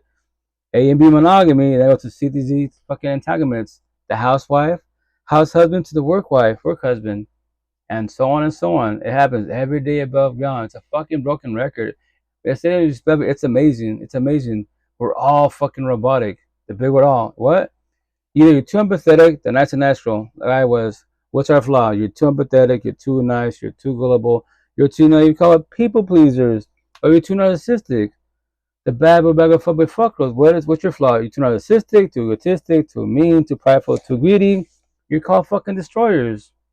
Or you're the zombie addiction, addiction, and respect for you. You don't get involved with zombies at all. A lot of zombies will sell dreams. They won't tell you in the beginning, day one, just to let you know, Rito, I'm alcoholic, meth head, Xannies, all that. Because they already know more likely, like 90, let's go high 90%, my number, 95%, won't give them a shot. So they sold you a dream, and now you catch feelings, and I'm prego, oh shit. I know it's gonna suck and it's gonna hurt, especially your prego. Co-parenting, man. If it's too toxic, parallel parenting. But respect when I say this, zombies don't have no feelings on the overall. They can say love. They don't love themselves enough to take care of themselves at all. Respectfully. Triggering subject, but that's all I see. Squares, circles, and zombies. I don't mess with zombies at all. I'll be the real support team. I'll be an associate. That's it. I can't say they're healthy for themselves. I can't say like, that they're not toxic.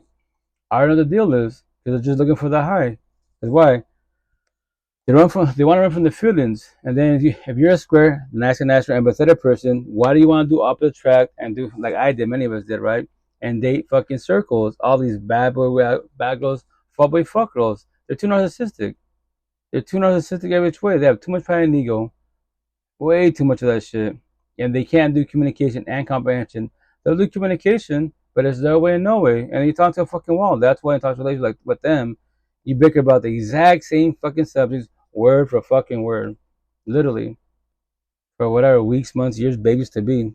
Fuck all that. If you're a square, empathetic person, higher source person, whatever you claim to be, then vibe people on your level, your standards. Don't fucking lower. If you want to lower them, go for it. People call you out, your standards too high. Like I don't deal with toxicity. What? I don't deal with toxicity at all. Fuck no, at all. That's like locally the girls here, the Spanish girls, Hispanic and Spaniards. This is why I'm being a little toxic. I'm like, yeah, toxic in bed, TOS centers, but not as my partner, not in the streets. If you got kids, not around your kids, nor my kids, not around your baby father, nor my baby mom's and her hubby. No, I don't, and I won't ever deal with toxicity. If that's how you are, we can stay friends and associates. That's it. I'll be your support team, and that's it. Just phone you, catch you, control your feelings best as possible. Because just for the time being, there won't be just to let you know, rejection protection. There is no S. So don't think in your head because you're down for you're too pathetic. In your head, you go in the future, maybe be a cute couple, get married, have cute babies. What the fuck? Why are you in the future? Why in the rabbit hole? And you can put yourself there, ready to self-sabotage your life and hurt your own feelings. And when she's trying to tell you no, can't handle the no. I elaborate. No, the answer is no because why? You're too traumatized. My energy's too strong for you. But if you want to hurt your own feelings and you want to do this just to let you know, I get to believe you can get to believe. And you're gonna hurt your own feelings. I'm for warning you. It's like it's featuring a positive man. I see energy. It's not gonna work in your favor. You can't hurt my feelings just to let you can ghost on me, cheat on me. I don't care. Disrespect, I don't care. I don't need you. There's a zillion queens in the universe. But you really want to do this. You really want to hurt your own feelings. It's not even about being right for warning you, man. And here's the best. I tell queens all the time. Here's the best part. I don't gotta talk to you. I don't gotta elaborate. I can use you for your beauty, lust, body, everything. I can tell you everything you want to hear. But I'm not here to hurt you. I don't want to ever hurt no queen as a potential partner. Even queens in general. I hurt you with the truth. The truth is hurt no matter what, man. Like my sister Munchie Ambigo, rest in peace. She'd be like, which I'll get a tab at her saying, she'd be like, I'd rather hear the ugly truth than a beautiful lie. And it's facts. It's facts. Like, no matter how with the truth, however you like word it, terminology, like you're fucking up, like they're not good for you. But yes, I know you love them. You love them. They can verbalize, they love you. They don't love you because love doesn't hurt. Love not emotionally cheating, is not verbally abuse, is not fit. No, that's not love. That's toxic love. Wrong terminology, man. Once again, I'm Japanese to you. You can stay there, but I won't get up on you. I won't get up on nobody. Like, higher source there for you, emotionally and spiritually, right? But physically, you put your hand out, you're fucking drowning. No one takes your hand, and you're fucking drowning. That shit hurts. Now, what do I do? And that's why I have suicidal thoughts. You know what? What is my purpose here? Dead the fuck ass. What's my purpose here? That was my last thought like 5 years ago. Like, but obviously when kids are involved, we do it for the kids. Lucky the kids are here because when the kids were there, more like you, I don't know, maybe I wouldn't be here. But it's like cool. And when I figured this shit out, that's what I tell you. When I figured this out 5 years ago, I made about the universe. I'm gonna tell a story. No one's talking about me. I'm calling everybody out. And that's what I do. I don't care what you claim to be, especially if you've been knowing this shit. You've been knowing. Oh man, I knew that like when I was 20 years old. Cool, bet. King, queen, 20 years old, right? So why didn't you open your mouth? What? You're on social media. Why don't you post? Why don't you do social media? Post this shit. Pay for its universe. Or do you have too much pride and ego because you figured out at a younger age that you don't want to pay it forward? You're not good at being too narcissistic. That's too much pride and ego. You should be happy that someone's younger than you, that's evolving faster than you are. That's fucking beautiful. You should be happy for them, man. If not, then you're the problem. And I'm calling you the fuck out. You're not a good person. Only God can judge me. Everybody can judge everybody. I get judged all the time. I don't care if you judge me. It hurt my feelings. I want you to judge me. I want you to judge me. Communication. Ugh. And it's energy, man. You know. So yeah. Let me pay some clips because I have to get out there in a minute because I need to get ready in the morning and do some gym therapy because I've been slacking for 4 days now. So you gotta take care of the body, this weak ass fucking vessel, so it takes care of you, and that's the physical part. That's the physical part. Now don't forget about the mental, because you could be a gym rat, male, female, you could be a gym rat, right?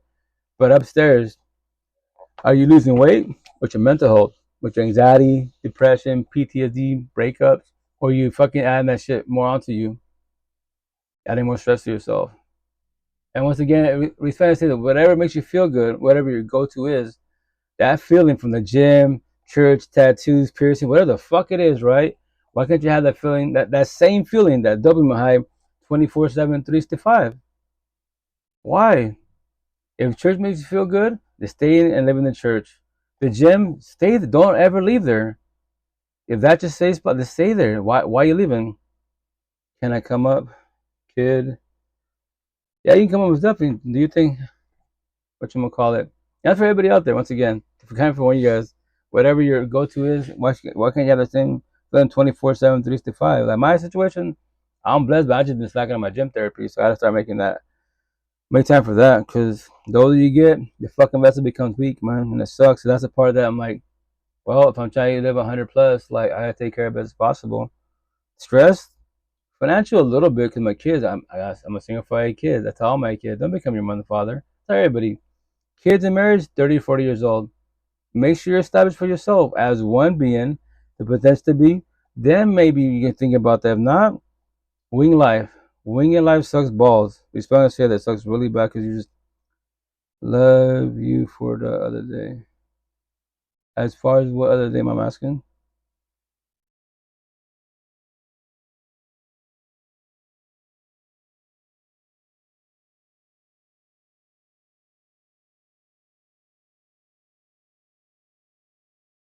I'm gonna play a clip here real fast, right? Type of lifestyle. So this is well, actually, I'm playing a little clip before we get out of here. So me personally wise, and I say this respectfully, I'm not trying to take on nobody. I might offend people, you know, but like me this year wise and every year to be like, I just want to. I'll vibe with anybody. Once again, if you're in the healing journey, I'll talk to anybody. Respect and shit to anybody, right? But like I want to speak to like spiritual people, whatever they claim to be, religious, spiritual, Buddhist, atheist. I don't care what they claim to be, right? But I just want to see the, what they know about life and these feelings. Like maybe I can learn from them because no matter what, like everybody can learn from everybody. You can never have enough notes, knowledge, wisdom, analogy, metaphor, riddles, stories. You can't. The more the merrier, you know? Because maybe the scenario that, yeah, that little story hasn't happened to you as a being, right? But now you sit there and observe. You don't comprehend, but that person planted seeds. Now you become more aware and more observant. Be like, okay, here she's beautiful. They tell me the story, but look inside them. What do you mean? Cosmetically, they're beautiful. Nice bodies, whatever your standards are. But look inside them. And are they on a healing journey or on a journey? If they're on a journey and you're on a healing journey, you're gonna do opposite track. They're trying, cool, you try, but stay observant. If they're just on a journey, their God, what I use an analogy, their God is man-made bullshit. Inside the book, unlike laws, they can't have these conversations. These conversations, because the feelings will trigger them, and they run from it. And they'll say they want love, but actually beyond the words. So when it becomes from love to toxic love, what are you choosing? What are you doing? Give him chances, pray by him manifest, or you know what, I love you, but I'm, selfish and positive, I love myself more. This is my life. Rejection, protection, I gotta go. I guess I'm your ex now, right? Or your whatever friend of situations, whatever time you want these situations, I can still be friends and associates with you, or we just squash it here and then.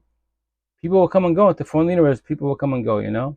So I'll be at the last potential, beautiful individual. I would love to be cool with her, so but remember this. That's on my side as one being. I am A, she is B. Remember that she wasn't even my girlfriend. Beautiful individual, but she squashed it. And why? Because fear. It's once again like you gotta know you're ready for relationships. Don't lie to yourself. I think maybe I can try. We can try. Like now you're just guessing it. And when shit becomes real, and you see the person that, oh shit, they actually do love me. They actually put an effort, and now you start backpedaling. Like fuck. Don't sell dreams, man. If you got to be ready for love. If you want love, toxic love and lust, that shit damn it doesn't, because toxic love, that shit hurts. In the beginning, all lovey-dovey shit, and they ghosted me, ran away. Yeah, because they told you love, and they used you for your beauty and body and lust, TLC intercourse, and they took your energy. In the beginning was they would take everybody would take energy if you allow them to. That's why as a being, control and protect energy, especially what? Becoming one. I know it sounds more on the male side, but more like Japanese, but I better start saying like that maybe a couple months ago. Because I'm like energy, body, whatever, cool. And it's true, it's true. If you break it down to the fullest, like TLC sex intercourse, you change energy. Now can you control it? Can you protect it? My situation, I have 10,000 bodies, right? Potentials, and they all ghost me. They all cheat on me. As a being, I will not become sad and depressed. I will not question my self worth. I will not go live. Guess what, guys? This is my 10,000 girlfriend, and she cheated on me. And, I'm going to take a little break from social media. No, I don't need a partner. I want a partner. I'm not going to feel nasty. I'm not going to feel like I was used. No, because you can't take my energy at all.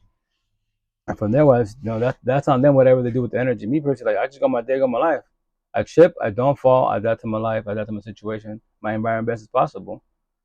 People will come and go every which way just to forewarn you, man. So, anyways, this cat is Johnny Chang, religious talk. So once again, if you were to see us like in the streets, right? Not even talking, we're just walking together, right? Let's say we're buddies, but we're not. Scenario, right? And walk together. If y'all look at us, you didn't think gang mafioso hood and prison tattoos, right?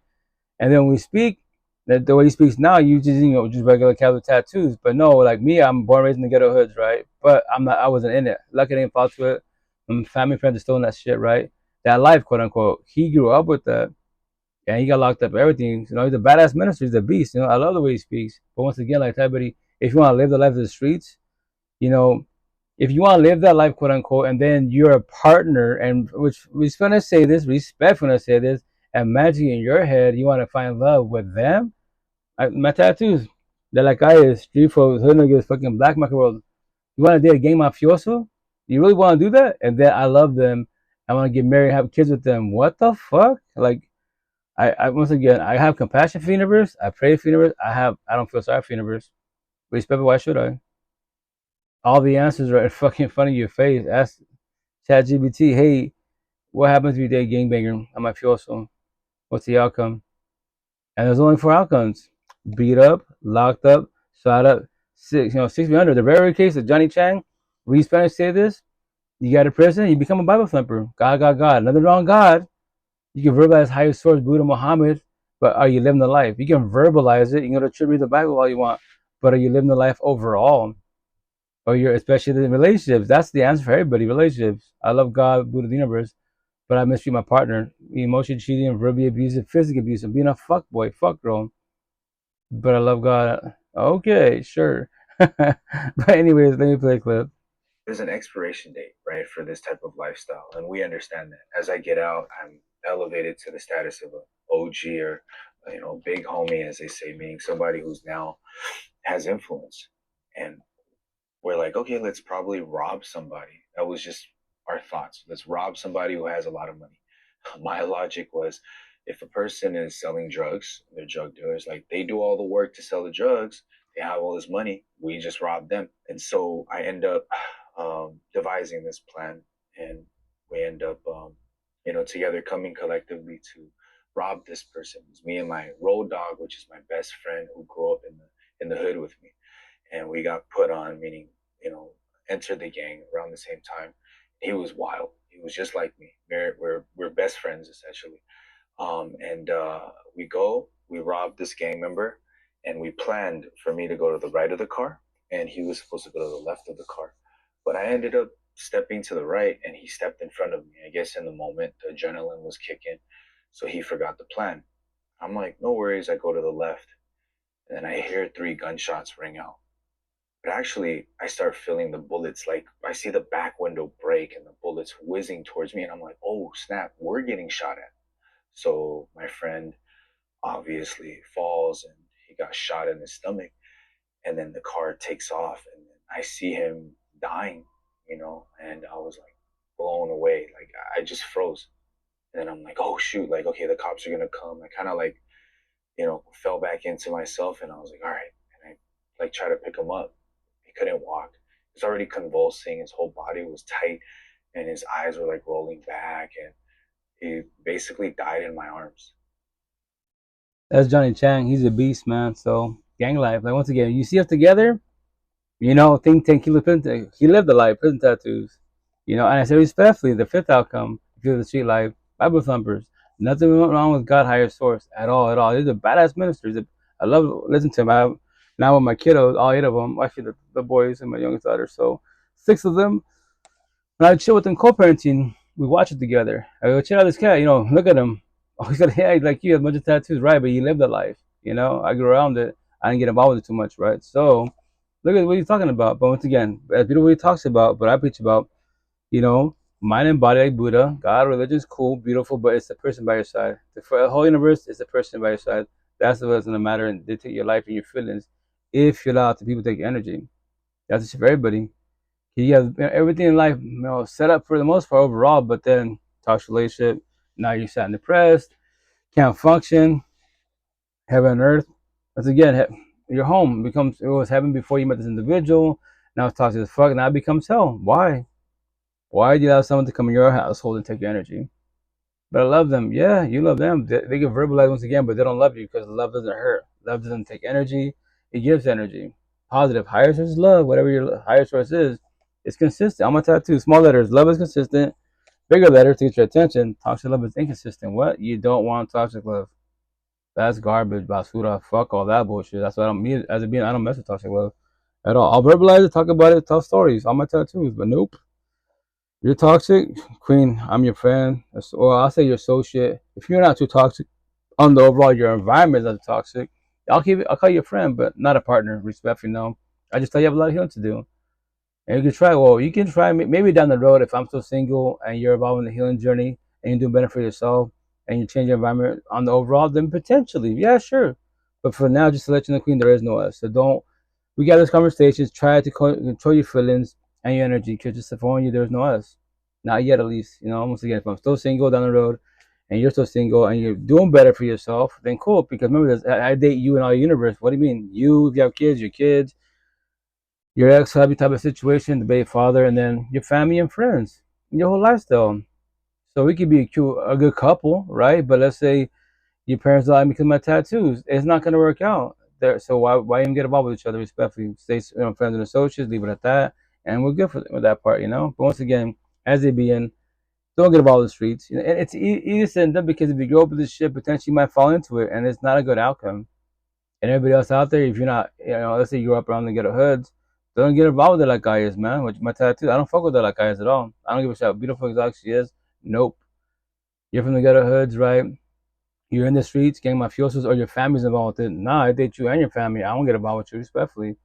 I'll be your associate. I'll be your support team. Oh, I wanna, if you're not the toxic, I'll call you a friend. But the downfall is your family. And yes, you didn't ask to be in it. You grew up in it. Understandable. Trust me, I'm in this shit, right? So, as a being, if I'm trying to live as long as possible, as safe as possible, I don't get involved with you or nor your environment. That's everybody out there. You got to see future in a positive manner. If not, then you might be here today and a year from now because you're in a toxic relationship and the family's too toxic, the environment's too toxic, especially in the ghetto hoods. You're not here in a year from now. You get a little bit longer if you would have worked on yourself. You know what? Cool, I dig it, like you, but your environment's not good. Maybe down the road. And just to forewarn you, some people can't handle rejection. Kiss your ass out, whip your ass out, pull one in your head, because they can't handle rejection. But that's why you observe people's energy, so you don't get involved at all. Simple. Avoid them every which way. That's my situation. I live in the ghetto hoods, but every good hood is, I'm tired, is different. Some are more harsh than others. Little cities, right? But I'm not in it. If you live in the ghetto hoods, just don't be in it. Like, I'm a homeboy. I love being home. Chill the crib and that's it. Everywhere else you go in and out. And after that, if you can't, go to the suburbs. The suburbs, it's on the overall is a better area. Less drama, less bullshit. That's why it costs more money to live in the suburbs, right? You kids can walk the streets freely. Yes, and there's bad people in the suburbs for sure. But remember, they got money and power and fame and bullshit. So they just chill for the most part with higher ends. You're just a little person. They might look at you and respect shit because they're too narcissistic. They look at me. They think gang mafioso hoodlum. Like, they don't really worry about me too much. They know I got no money like that, like their status. I mean, in Seattle on the north side, I speak to sometimes some rich ass cats, and I can tell they're ballers, man. But we still have deep conversations, which is cool.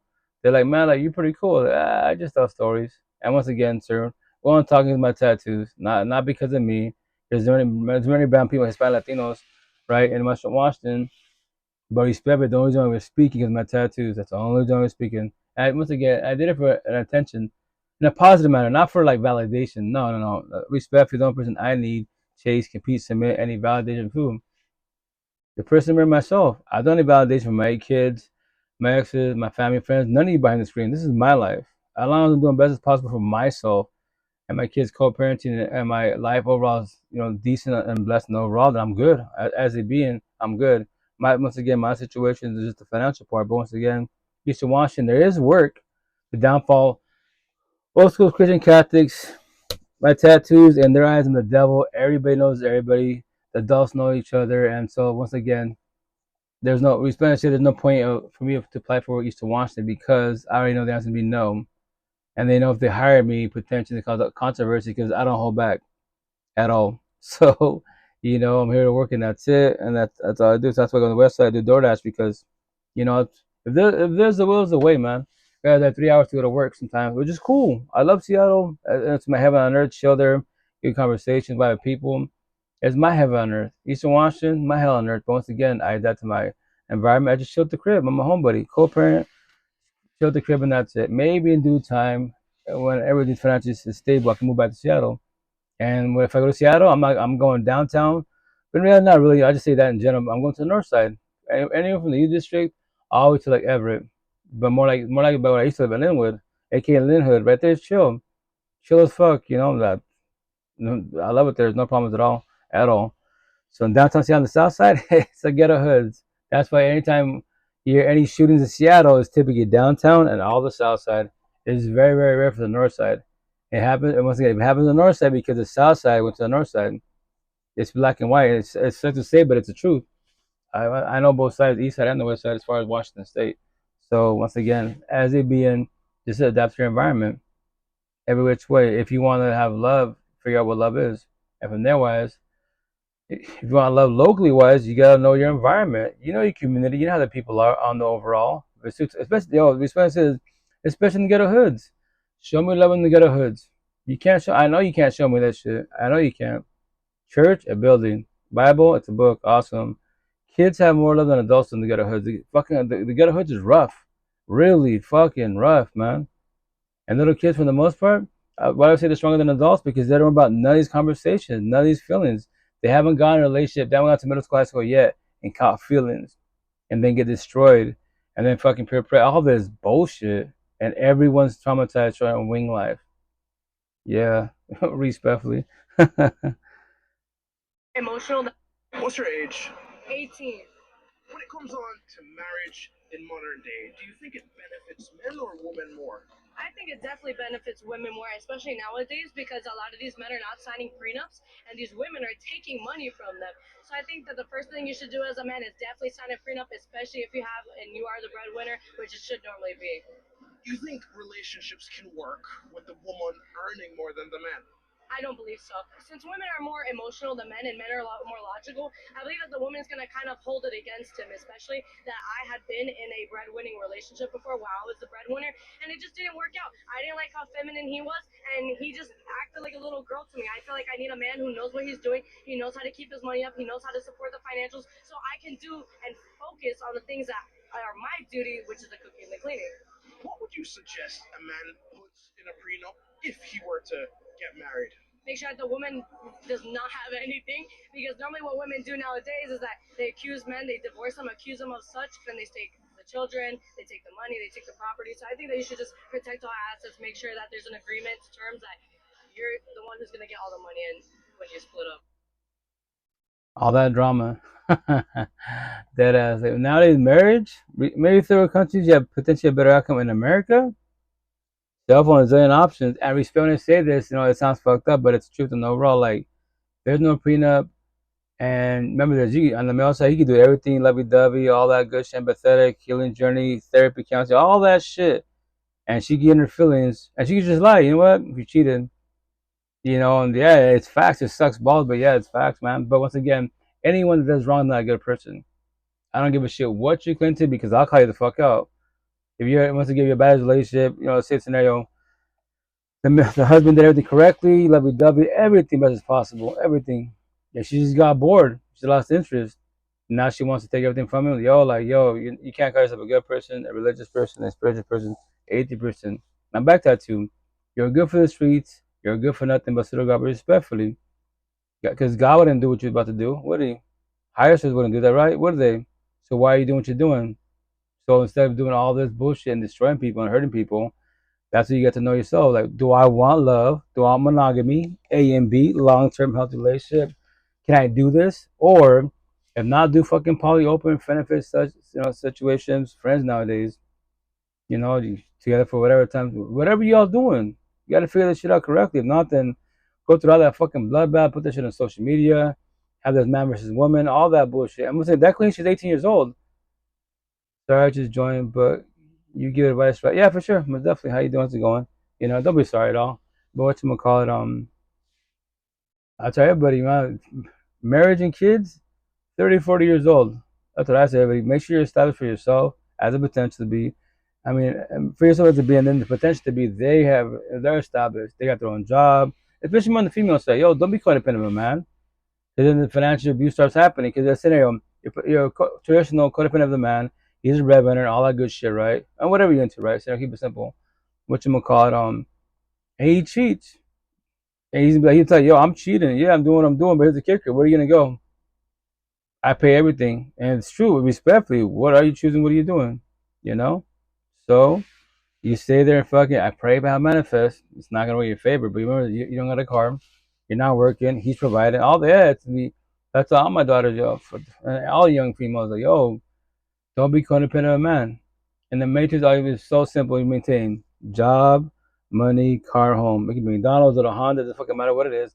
As long as you're doing good for yourself, you got your little home to go to. That's what matters because you're in a toxic relationship and he don't want to listen. He's been a fuck boy. Yo, get the fuck out. Well, get the fuck out. If you don't want to get out, I'll call the boys in blue. This is my home. And on top of that, don't put them on the lease. For the universe, don't put your part in the fucking lease. Especially if it's just toxic, then not put them on the lease. Well, we know because you put them on the lease, legally you can't get them out of there. And you can get up and leave, but now they don't gotta pay the rent. Nor do you. But now your rental goes to shit. So now you're trust me, on the highway. Now you gotta pay the rent. Now you pay until the shit ends. And learn from that. Don't ever do that shit again. If your shit's toxic, don't put them on the lease at all. Don't none of that bullshit. No, your shit's toxic. Nope. Red flags everywhere. But if you want the hard way, do all that shit. Excuse me, and then learn the hard way and bitch about it. And the idea, you don't ever do it again. Communication, observing, and do comprehension. Don't do it again. Tell them. It was a corazón.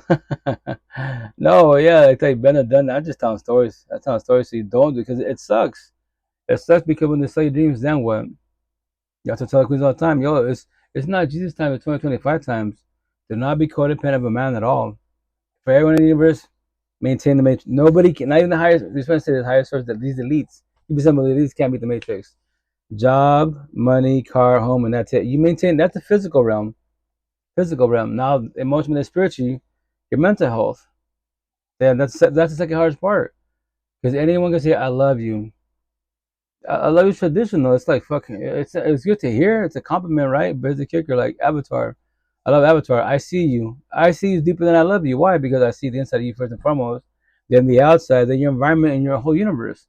That's why if you watch Avatar, just to go. You don't have to watch it. Go on YouTube, Google, TikTok. Type in Avatar. I see you. Fucking beautiful, exotic. I'm gonna eventually get that tattoo on my body somewhere. I love that shit because it's phenomenal. Because what I see everything about you. It's not just your body. Because yes, Queen, I date your body, right? Your beauty, sure, but it's your mind. Your body can't talk to me. Your mind can. That's why we have these conversations. And the potential to be, we can't talk about everything. What am I doing with you? What are we doing with each other? Energy make you feel good. I've heard that's traditional, awesome, made for effort. But I can't talk to you. But cosmetically beautiful, we take pictures together and put on social media, the gram. Who gives a fuck? That's nothing. I'm gonna be satisfied, Or if you're not doing it, A and B, see to Z, Jedi on entanglements. Your friend, your best friend, your mother do it. Then what? Because what does everybody do? Play the role of victim, tell a soft story, boo hoo me, whatever. Your daughter's not doing shit, your son's not doing shit. Someone else is catching feelings, As a forewarning, as a forewarning, you know.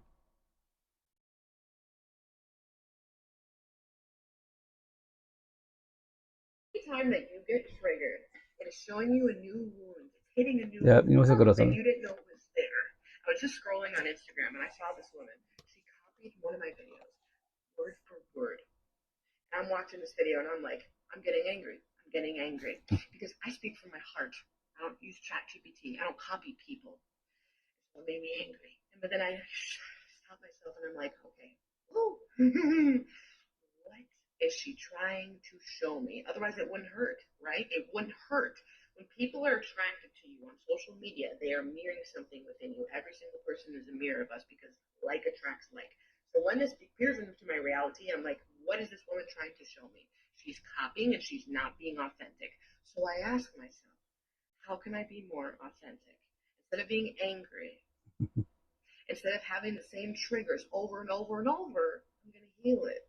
And ask myself, what is she showing me and how can I heal that? So as a forewarning, on social media, especially social media, man, there's a lot of people that'll like take your stuff. Me, for the type, but yo, queens, especially the queens, you know, as a respect, like, and it's factual. Women support women, kids support kids, right? Everyone supports women and kids. Men do not support men. The man about life and what I'm doing, we don't get enough love and support. So I don't stop. But tell the queens, take all my shit. Take everything you say, take all the tattoos, all these sayings, and make a post on TikTok, then share to all your platforms. You'll go viral. Because once again, oh my gosh, and I say respectfully, it's facts. You know, so but I don't stop. But people will take your shit. People copy your shit, say and claim it, they can copyright it. Me as a being, I don't give a shit because here's the kicker. Like I tell people, like if you take my stuff, claim it as yours, copyright it.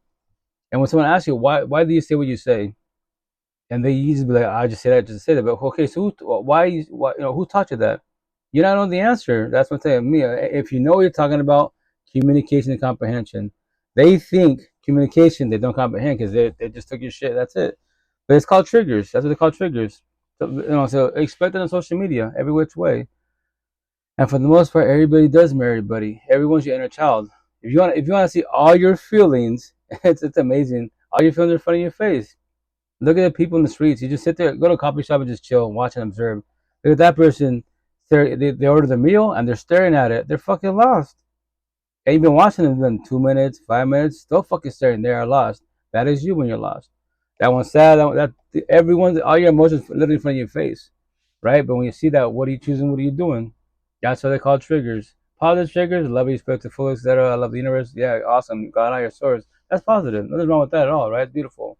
Negative triggers. I'm sad, depressed, anxiety, depression, PTSD, suicidal thoughts, love, self-esteem, anger issues. My triggers, overthinking.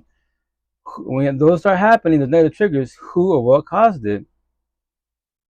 I know unless she sounds crazy and you're scared to talk to yourself, right? I'm fucking crazy. Trust me, that's how I was, you know. Are you in a band? I negative respect me, you know. I don't got that gift at all. Like my gift is talking. If I play talk, I'll be a zillionaire. My gift is to trigger the universe. I talk about the tattoos, petty ass words, but the triggering words, and that's why I tell people if these words trigger you, talk to yourself why and how, you know. And they're just words. The words aren't the feelings at all. You do, you know. These feelings, these words right here, they used to be my cuts and wounds. Now they're my scars. That's what, with terminology wise, when they say like my heart has a scar. If your heart has a scar, quote unquote, that means none of your exes, your past pain, toxic love, trauma, child trauma can hurt you. Anyone could talk about it. It's alright to choke up a little bit, right? But you won't shed tears. You won't be scared. I don't want to talk about it. No, they're not scars. That's wrong terminology. That's called cuts and wounds. Scenario: when I get tattoos, right? I'm getting some pretty soon. So when my boy does tattoos, right? He's cuts into my skin, cuts and wounds. All these tattoos, initially, they're cuts and wounds, right? So after he's done, they're healing. They start itching. They feel like on fire. So what do I do? Where's it at? Where's it at? I think I have it here somewhere. Well, I had it here somewhere. I don't have it here. Anyways, how I use this toothpaste. I use this toothpaste, right? Here's a toothpaste, but let's say it's a cream. So I use the cream to put on the tattoo because itchy and fire is bothering me to heal it, right? So it's healing. The cream's to heal it, right? But it's not healed yet because it's still what? Cuts and wounds. My kids jump on me, they forget because they're just kids having fun. What you gonna call it? They bump it. I'm saying, ow, papi, mommy, please be careful. Oh yeah, your tattoo, cool. Don't say sorry, you're good. to remind you, you know.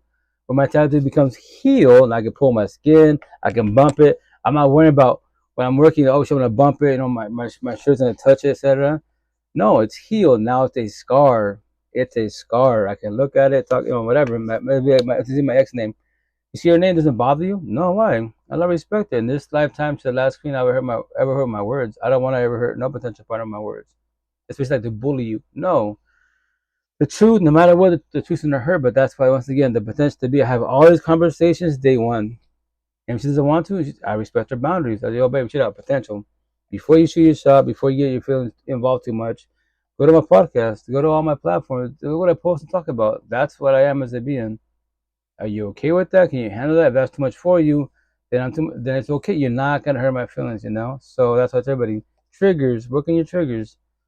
Talk to yourself. Why? How am I bothered? Who caused it or what caused it? When you start doing that for yourself, you start evolving in life. And the idea, if you want love, relationships, the potential, they're in the healing journey and they're working on their triggers and their traumas, and not you being all your exes, your past being tossed trauma to the new partner and hurt people, not intentionally, but we do heal people. What do? We heal people. We got them from Warren. Hey, like, I don't recommend it, but I'm here for you. You just got a relationship last week, and now I love them. You love somebody else for so long a week ago, and now you swatched it. Okay, I pray for you. It's not about being right. I'm here for you, but once again, that's your free one choice. And, you know, you're on a journey, not a healing journey, respectfully. So big as to think that I'm not so big as to think that my man isn't going to look at a beautiful woman. I'm not insecure, and some of us women have to work on our own insecurities that we're projecting onto our man, trying to make it about another woman. But the truth is, we just don't feel good in our own body. We don't feel good how we stepped out of the house. We don't feel good how we haven't gotten our hair done in X amount of time. We don't feel good that our nails haven't been done in X amount of time. Or maybe that's the only thing that we actually do now these days because we're so busy with the kids, we don't even have time to get dressed up anymore. So whatever the excuse is, and every excuse is valid, it just rarely hinders a result.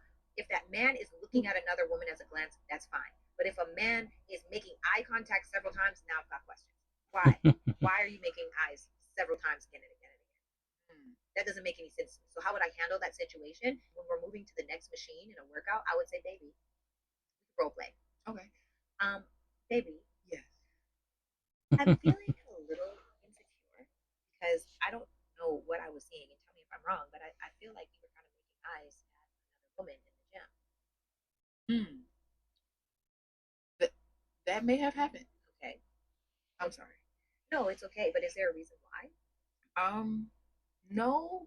Other than the fact that like her beauty caught my eye, or like. Okay. Well, can we do this moving forward? Like, if you see someone and she's really beautiful, I don't mind you looking, but like the continuous looks just makes me feel insecure. I don't like that.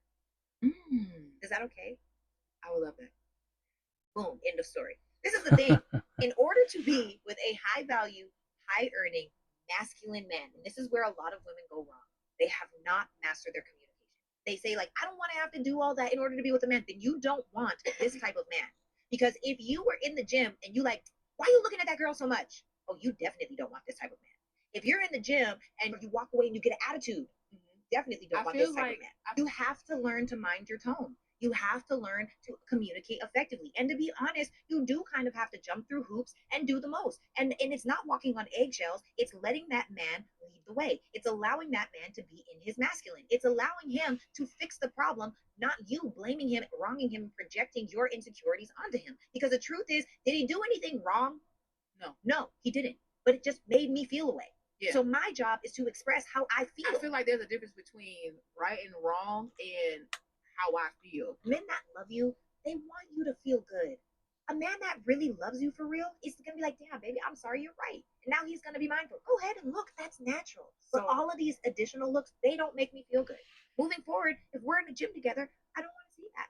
And if there's nothing, and that is the difference between assertiveness and aggressiveness. This is why I tell people all the time, get the book, get the ebook, y'all, get the ebook, y'all, because I can still get what I want without tearing a man down, creating resentment, and making it where I feel like I have to do a big happy dance. I don't want to do that. But I do want to let you know how I feel. That's important to me because we don't want our feelings to build up into resentment because we've never experienced. Good conversation. That's why me personally topic was called emotional cheating. Nothing wrong with looking, but you're gawking like you've never seen a man or woman in your life. That's called emotion cheating. Before the DMs, before the cell phone, before fucking the physical cheating. Emotionally cheating. That's why I tell you all the time, but more on the female side, right? You say you have a partner, right? Let's say I have a partner, which I don't, but let's say I have a partner. The top of the part day one. Hey, baby, just to let you know, I don't give a shit if you look at guys. And if she says it's a line, pretty much a keeper, but it's a keeper. Here's the kicker. So she could be a keeper, right? Now the question more on the male side, like, can you match her energy? Will you actually cherish her? You can verbalize it, but actually put down the words. So once again, let's say, hey, babe, I don't give a shit if you look at guys.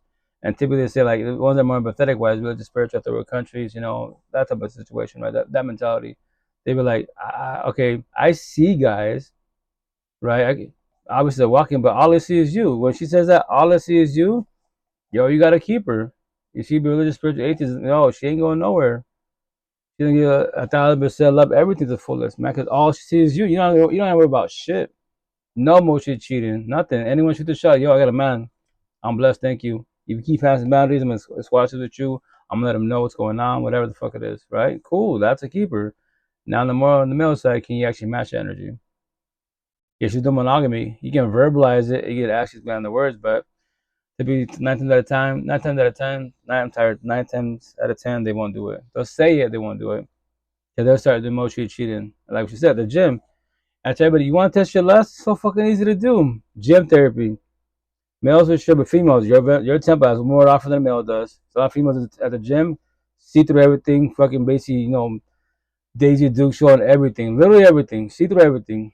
Go to the bikini research stands, go to the fucking beaches. There's all the fucking OnlyFans, eye candy lust everywhere, literally everywhere. If you're staring at every fucking man and woman, like you've never seen a man and woman in your life, you can't do monogamy. You cannot do A and B. You can verbalize, you can try, but you're always gonna emotionally cheat. And then from there, wise, go to the DMs and then physically cheat and say sorry.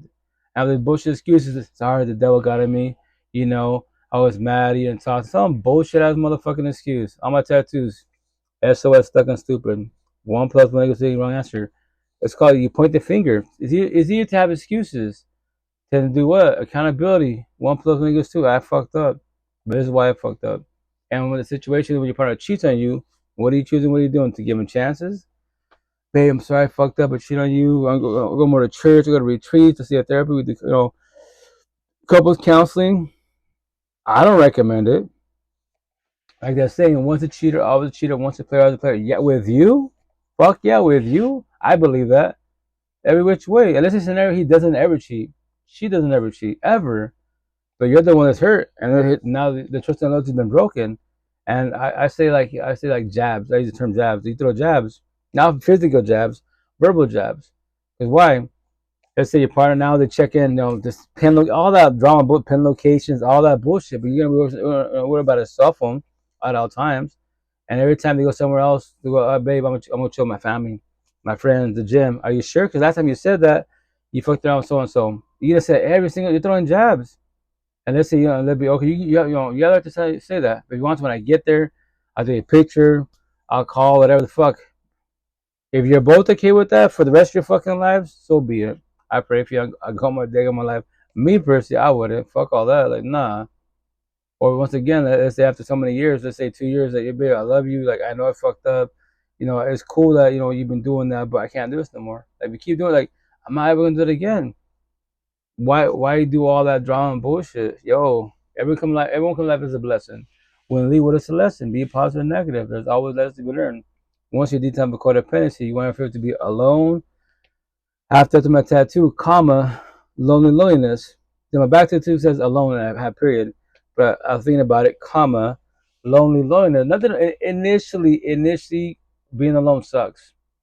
It hurts really bad because we're brainwashed to need people in life. If you break down life in the overall, you always have a physical body by your side. Parents, siblings, let's say you graduate, college, whatever, roommates, college mates, whatever, partners and shit, you got physical body by your side. The day you're actually in your four walls all fucking alone, no physical bodies by your side, either your best friends, your support them come over, they gotta go. They can stay with you a week, 2 weeks, whatever, but they got lives also. They gotta go home. It made you feel good. I've been there, done that 5 years ago, right? But then they got their lives. Now you're like, fuck, it's just me. It's all you. It's scary to be alone, issue wise. But once again, nothing's wrong to be alone. What whoops your ass every night is the loneliness. And you're lonely because no physical body by your side. That's what beats you up. So that's why it's being You gotta work on yourself. You don't need a partner. You want a partner if they want you. Match energy, not take energy. Excuse me. If they take your energy, what should you do? Verbalize boundaries. Learn how to say no. Learn how to be mean to them because they're being mean to you. Reverse psychology. If you don't, in once again, spirituality talk, you're being mean to yourself, hurting your feelings because why? You're allowing it. Not knowing. In the beginning, we don't know this shit, which that's a triggering comment. What do you mean I allowed it? You don't know this yet because you're on a journey. Maybe you're starting a healing journey. But when you break down your exes, all the red flags, every time there's altercation, then now you learn the terminology of boundaries. Oh, there's the red flags. Oh, that's what boundaries are. Also, they won't respect my boundaries. So at the same time, I tell everybody, people preach about boundaries because I verbalize them for sure. But I tell people just to let you know they can verbalize boundaries to let you know that you don't have to comprehend. No one has to comprehend your boundaries. They don't have to respect them at all. If they don't respect them, what are you choosing? What are you doing? The door's right there. For everybody, the door's right there. Just to let you know, a zillion people in all the universe, in all these universes, quote unquote realms, why are you stressing about one? Make them make sense, but guys, I'm tired, I'm exhausted. I have to get out of here because I gotta go work. I gotta work out this morning and go Seattle. But I love you guys. Have a blessed night. Take care of yourself. Well, blessed morning. I'll probably see you later on tonight sometime. So I'm just probably gonna do like I'm not too tired for sure an hour live tonight. When I come back from Seattle, I'm not 2 hours tops, but as long as I stay consistent. But before I go live, gym therapy first for sure. Go to the gym, do my cardio, and then I'll go live because I could be. Okay, I've been for almost 2 hours. It's easy for me. It's easy to talk. I can do this all fucking day. I better talk. If I pay to talk, I'm tired. If I pay to talk, I'd be a zillionaire. Gym therapy, the gym is very physical, but you got to maintain the body every which way. If you don't, as you older you get, your metabolism slows down. You gain weight hella fast. You know, it's all this shit, and then your body becomes weak, becomes frail and shit. So it's balanced every which way. Mental up here, I say this once again. Mentally up in my mansion, you know, I'm a beast, I'm a god, I'm immortal, I won't ever die. Zeus the god ain't got shit on I. Why do I call it Zeus the Greek god? Because Zeus, the god, the Greek god, loved his wife, but he was a fuckboy. And his wife, empathetic, she prayed, manifested that one day Zeus stopped being a fuckboy and he loves her like she loves him. How did that work out for her? Yeah, respectfully. That's what I'm saying. Like I control my lust. There's beautiful, you know, no matter what, they'll all be younger, beautiful cosmetically wise. But remember this: her body can't teach me shit about life. Lust, that's just dime a dozen. Talk shit, love and lust is dime a dozen. Now show me love and lust, monogamy. These conversations on the females, the queen side more on the overall. Yes, the downfall is definitely, you know, they're still on some are on the healing journey, some are on the awakened journey, woke journey, especially woke journey. Not many out there. They can verbalize it. I'm woke. I'm like, well, if you say you're woke, quote unquote, how you making a post on social media or maybe locally, right? That he's been a fuckboy. He's been really physically abusive. But you say you're woke. Like you say you're woke, but here's that too. It says woke. I won't be doing what you're doing. I would queen the doors right there. What? You said you're woke, right? The door's right there. Because I know God, Jesus, Allah, Buddha, Muhammad, the universe, the spiritual universe, nor I would be there. We would have walked away a long time ago. So why are you still there? Are you still praying, planning how it manifests and all my tattoos and magic-y? But you said you're woke. You can lie to yourself. Oh, you're not woke. Maybe awakened, but woke people, they don't sell us dreams. We'll get up and walk away. It was selfish in a positive manner. It's our life. But we'll let you know. Keep it 1,000. Yo, if you keep doing what you're doing, I'm just let you know I'm going to believe. And then remember that your partner does not have to believe you. They're still gonna be traumatized with their exes. My exes said the same shit and they always come back. And I could be bet. Babe, say that. Remember that. That's your free one choice. I'm just letting you know 30 days from now, I'm leaving. And when it comes to, like, you know, when you want your partner to change, it's terminology. You don't tell them, baby, change for me. Because they will change for you. But that's called people pleasing. It's terminology. Once again, I said the same shit. My ex said the same shit, right? Like, no, you should be saying this, babe. What I would say, right? Babe, chill out. First and foremost, you change for yourself and then for our relationship to progress forward in life. If you don't, that is your free one choice. But I'm letting you know, you see that door right there? 30 days from now, I'm leaving. And you don't have to comprehend that. You don't have to believe me. That is your free one choice. And she can be like, whatever, cool. Remember, she's so traumatized because her ex did the same shit that came back. And me as a BN, you can compare me as, let's say, a partner to being the past and present. I be shut my neck to. I am not your ex nor exes. I am today, then now the present. You can compare me. You can verbalize it. I just told you, 30 days from now, I'm leaving. And guess what happens? Then it gets to the 30 days. You know, as you as beings, you give your own ETA time. You can give them a day, a week, a month, 2 years. That's your free one choice. I'll be there for 30 days. And I remind her, hey, every day, babe, just to let you know, you're not trying to change at all. You know, you can do it. You're still doing the exact same thing. You know, I'm trying. Like, you can verbalize it, but you're not getting better. So, you know, I gotta go. That's it. So here's 30 days. I go to that door. I could take my stuff with me, or me as it being, I don't buy shit really. You know what I'm saying? Electronic stuff like that, like computer stuff. But I don't spend money on myself like that.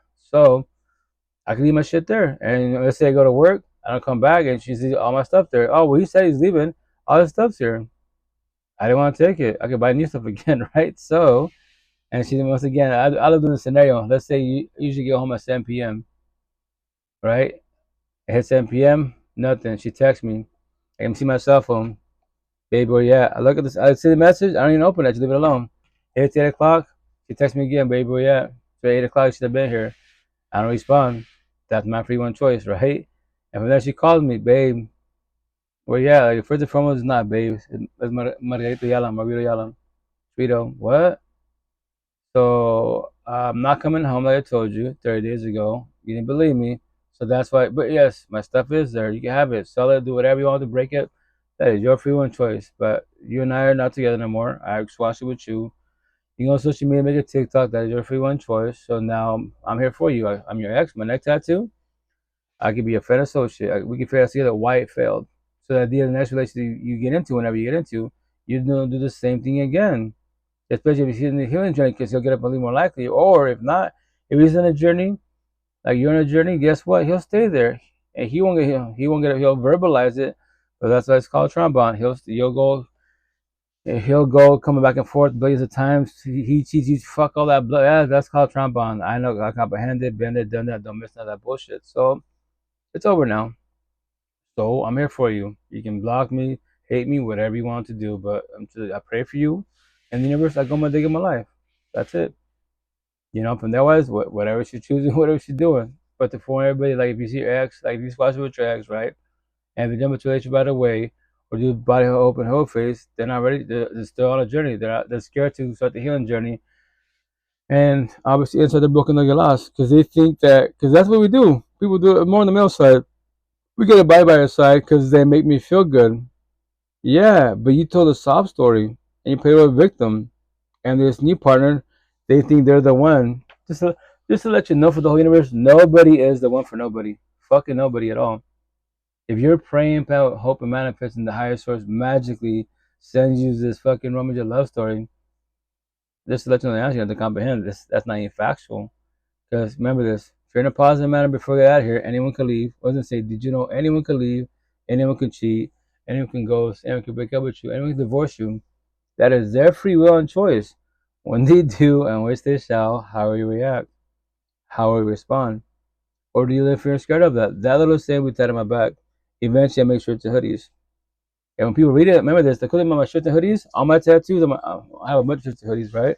When I'm walking the streets of Washington State, going a little bit of California, Oregon, I'm pumping gas, I'm whatever, buying whatever snacks and bullshit. You're behind me, walking behind me. It's just words, and they look at it. You know, they can make comments or not say shit. That's their free one choice. It could trigger them. You know, so I'm like, that's. But people once again, they be like, Seattle, they be like, why do you want to trigger people?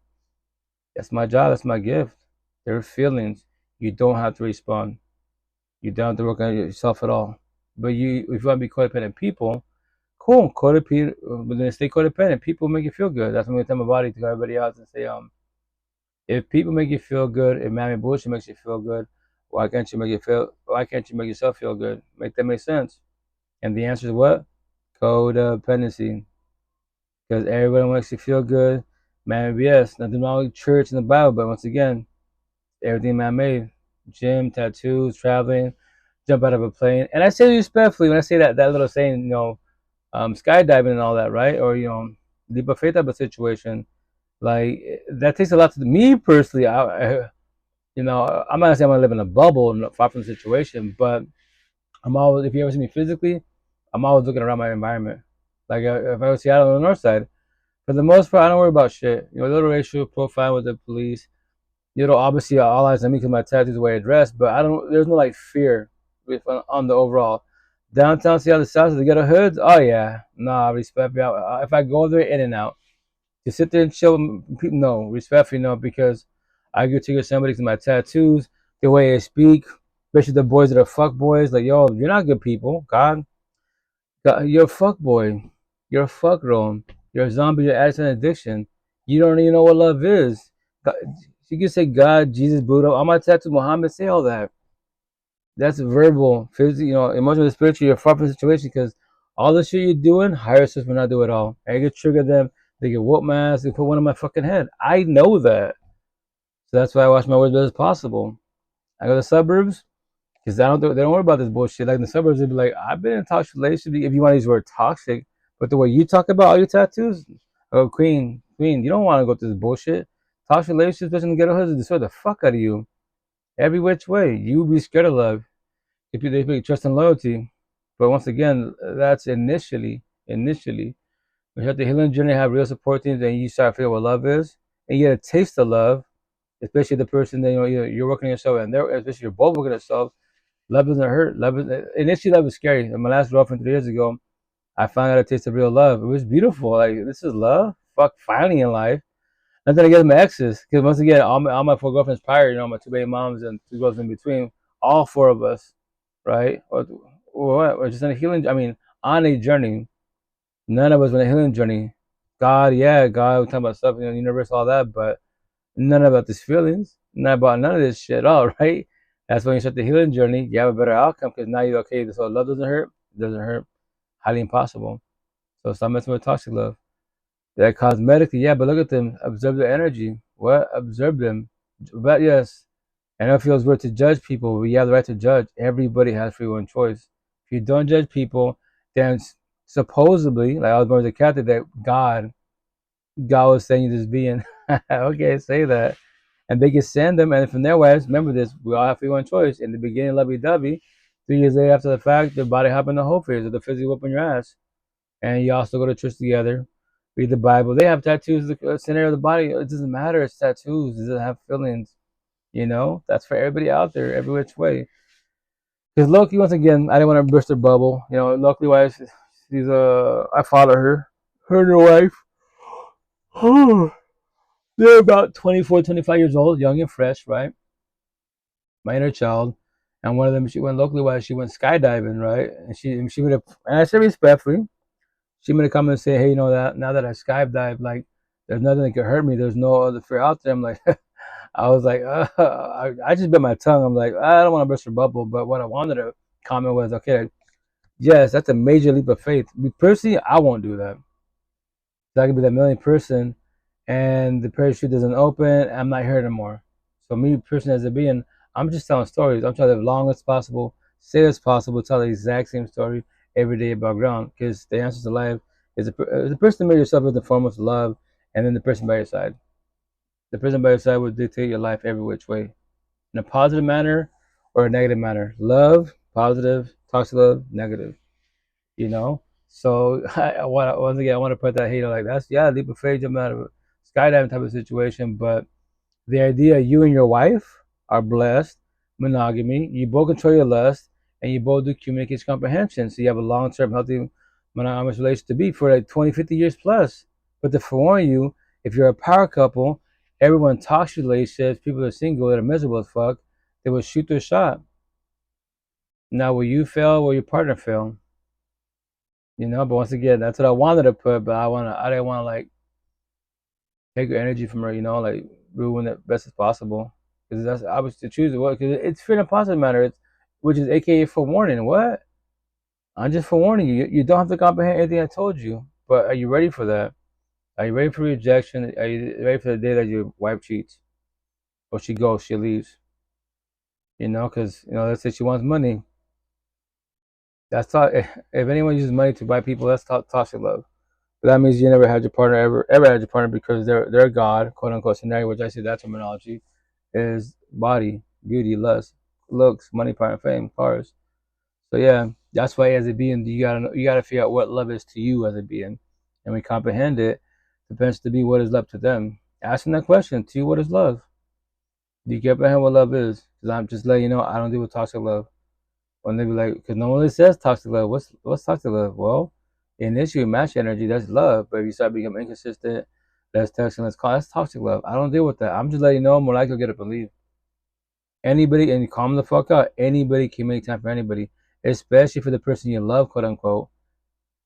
I was telling my hunger Loki, I was like, he's showing, his ex now, right? He's showing his people and bullshit. He puts his shit on social media. He verbalized that's not love, it's toxic love. And I tell him respectfully, like I go, I know of you because of my dad's job, because my work, but I don't know you like that. I go, I know him. I grew up with him. When I found out, I was like, you're with him? Like that was prior, and I gave him a second chance. I go, respectfully, once again, as being, we just got for one. I was just like, yeah, you're on a healing journey. What we talking about? He's on a journey. He can say healing. He's trying to change his way, trying to be better, and trying to do life, quote unquote. Yeah, but overall, I tell you, like, we Spanish in Eastern Washington, 90% of these brown boys, Hispanic, Latino Spaniards are fuck boys. 90%, 9 out of 10, hard workers, treat everybody good, they never work hard relationships, and they love God, Jesus, love Buddha, and they're emotionally cheating, really be fuck boys, physically whooping your ass. Physically whooping your ass. But I love them. I pray for you. I go my day of my life. That's what I tell her. She's like, oh, you're doing good. I know you've questioned your soul a little bit, but you're doing good. Look at that. We're talking about it. You don't give him. Last time was a year of your life.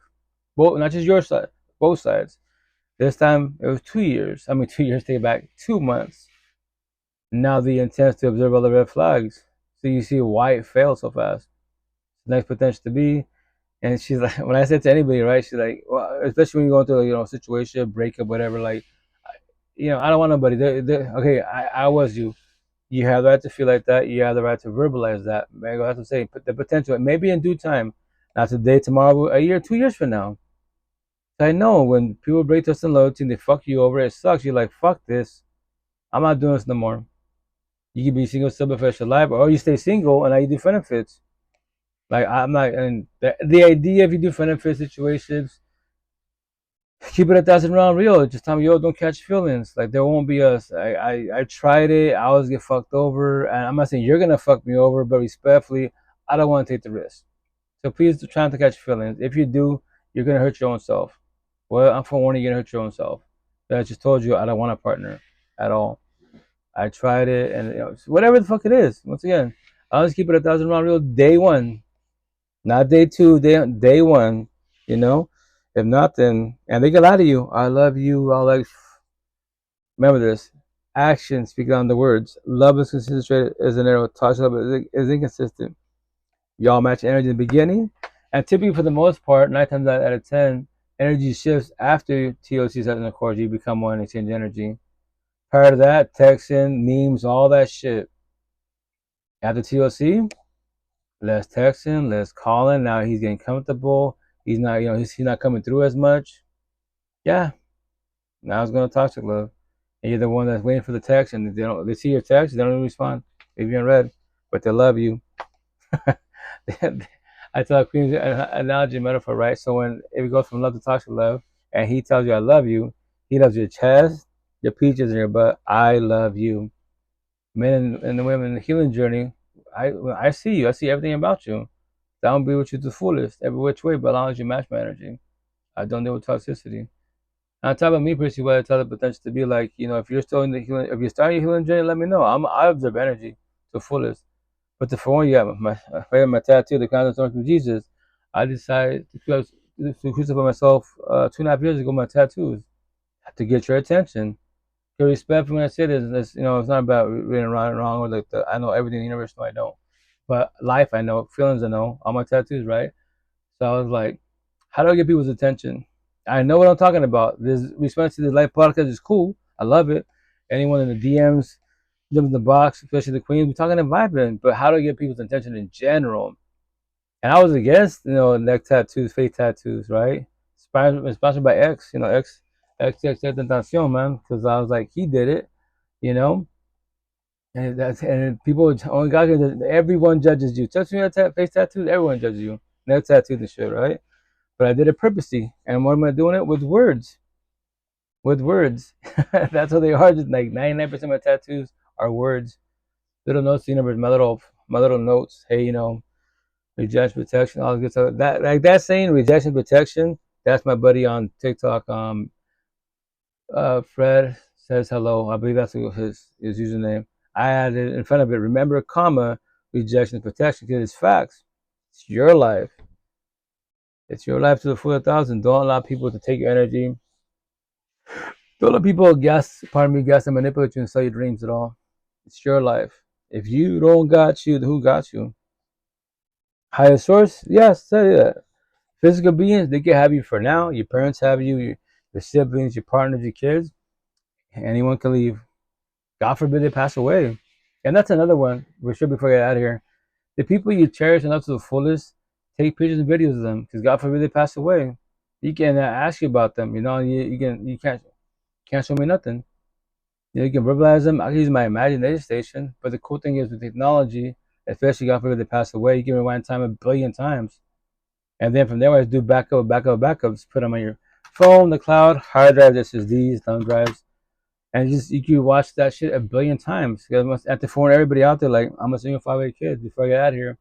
And that's the shitty part. It's like, if one of my kids goes down, like, fuck, I might shed tears, pretend to shed tears, but I won't be like, and I say respect, the grieving journey, I won't be there forever, because as a being, I just hit the universe, like, okay, like, why did my little one pass away? Who or what caused it? And I figure, okay, shit out, you're driving. Obviously, the person there was a zombie. The zombie took out my kid. And it happens all the fucking time for the most part. Or they're distracted because of the phone, or you're stressing. When you're stressing, overthinking, a lot of us do that. We're driving, we zone the fuck out. We're so deep in our thoughts, we forget that you have to remind yourself, hey, I used to do it myself, bro, Marge, hey, Rito, you're fucking driving, bro. You forget, oh shit, I drove for like 5-10 minutes. Look at it in there, accident, hit nobody. And you're scared, like, oh shit, because you're deep in your thoughts. That's the thing. You don't want to get distracted. That's why so many accidents happen, because we're stressed. And remember this. Why? Because everything starts from home.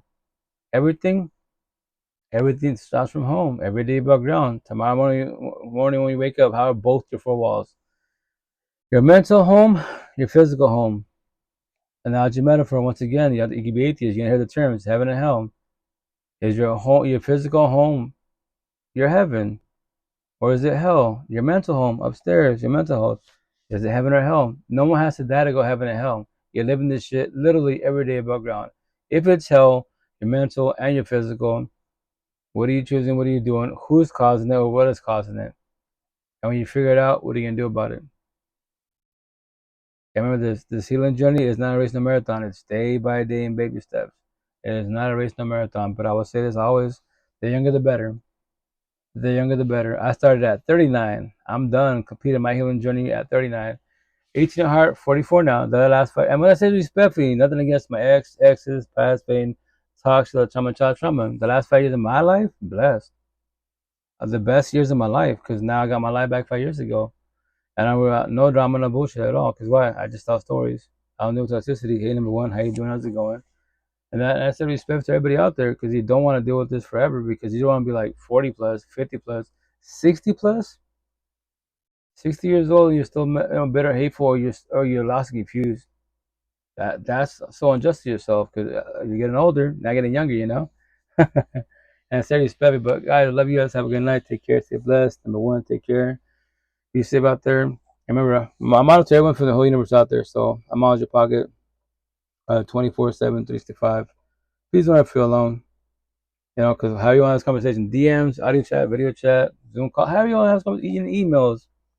We could do this. So don't ever feel alone, because maybe like physically you don't have nobody. Tattoo hashtag social media familiar. I'm your people. You're my family. Vice versa. Let's fucking vibe. But I can't fit and save you at all. At all. Not even higher source. Emotionally, spiritually, we got you. I mean, say it back. I'm tired. Physically, financially, we could. Emotionally, spiritually, no, we can't. But these conversations help a lot, because you're venting. Maybe the way we're speaking to you, whoever your support team is, higher source, whatever you believe in, the elaborating, might get your attention, so you have something to work with. But it is your feelings. It is your mind. It's not mine. We're all unique individuals, So, but have a blessed night. Be good squad. Take care. Be safe. Ciao, ciao. Clubhouse, love you guys. Have a night. Take care. Be safe. Ciao, ciao. Likey, love you guys. Take care. Good night. Ciao, ciao. So I'm exhausted, guys. IG, love you guys. Take care. Good night. Ciao, ciao. TikTok, love you guys. Take care. Good night. Ciao, ciao. Both my Facebooks. Love you guys. Take care. Good night. Ciao, ciao.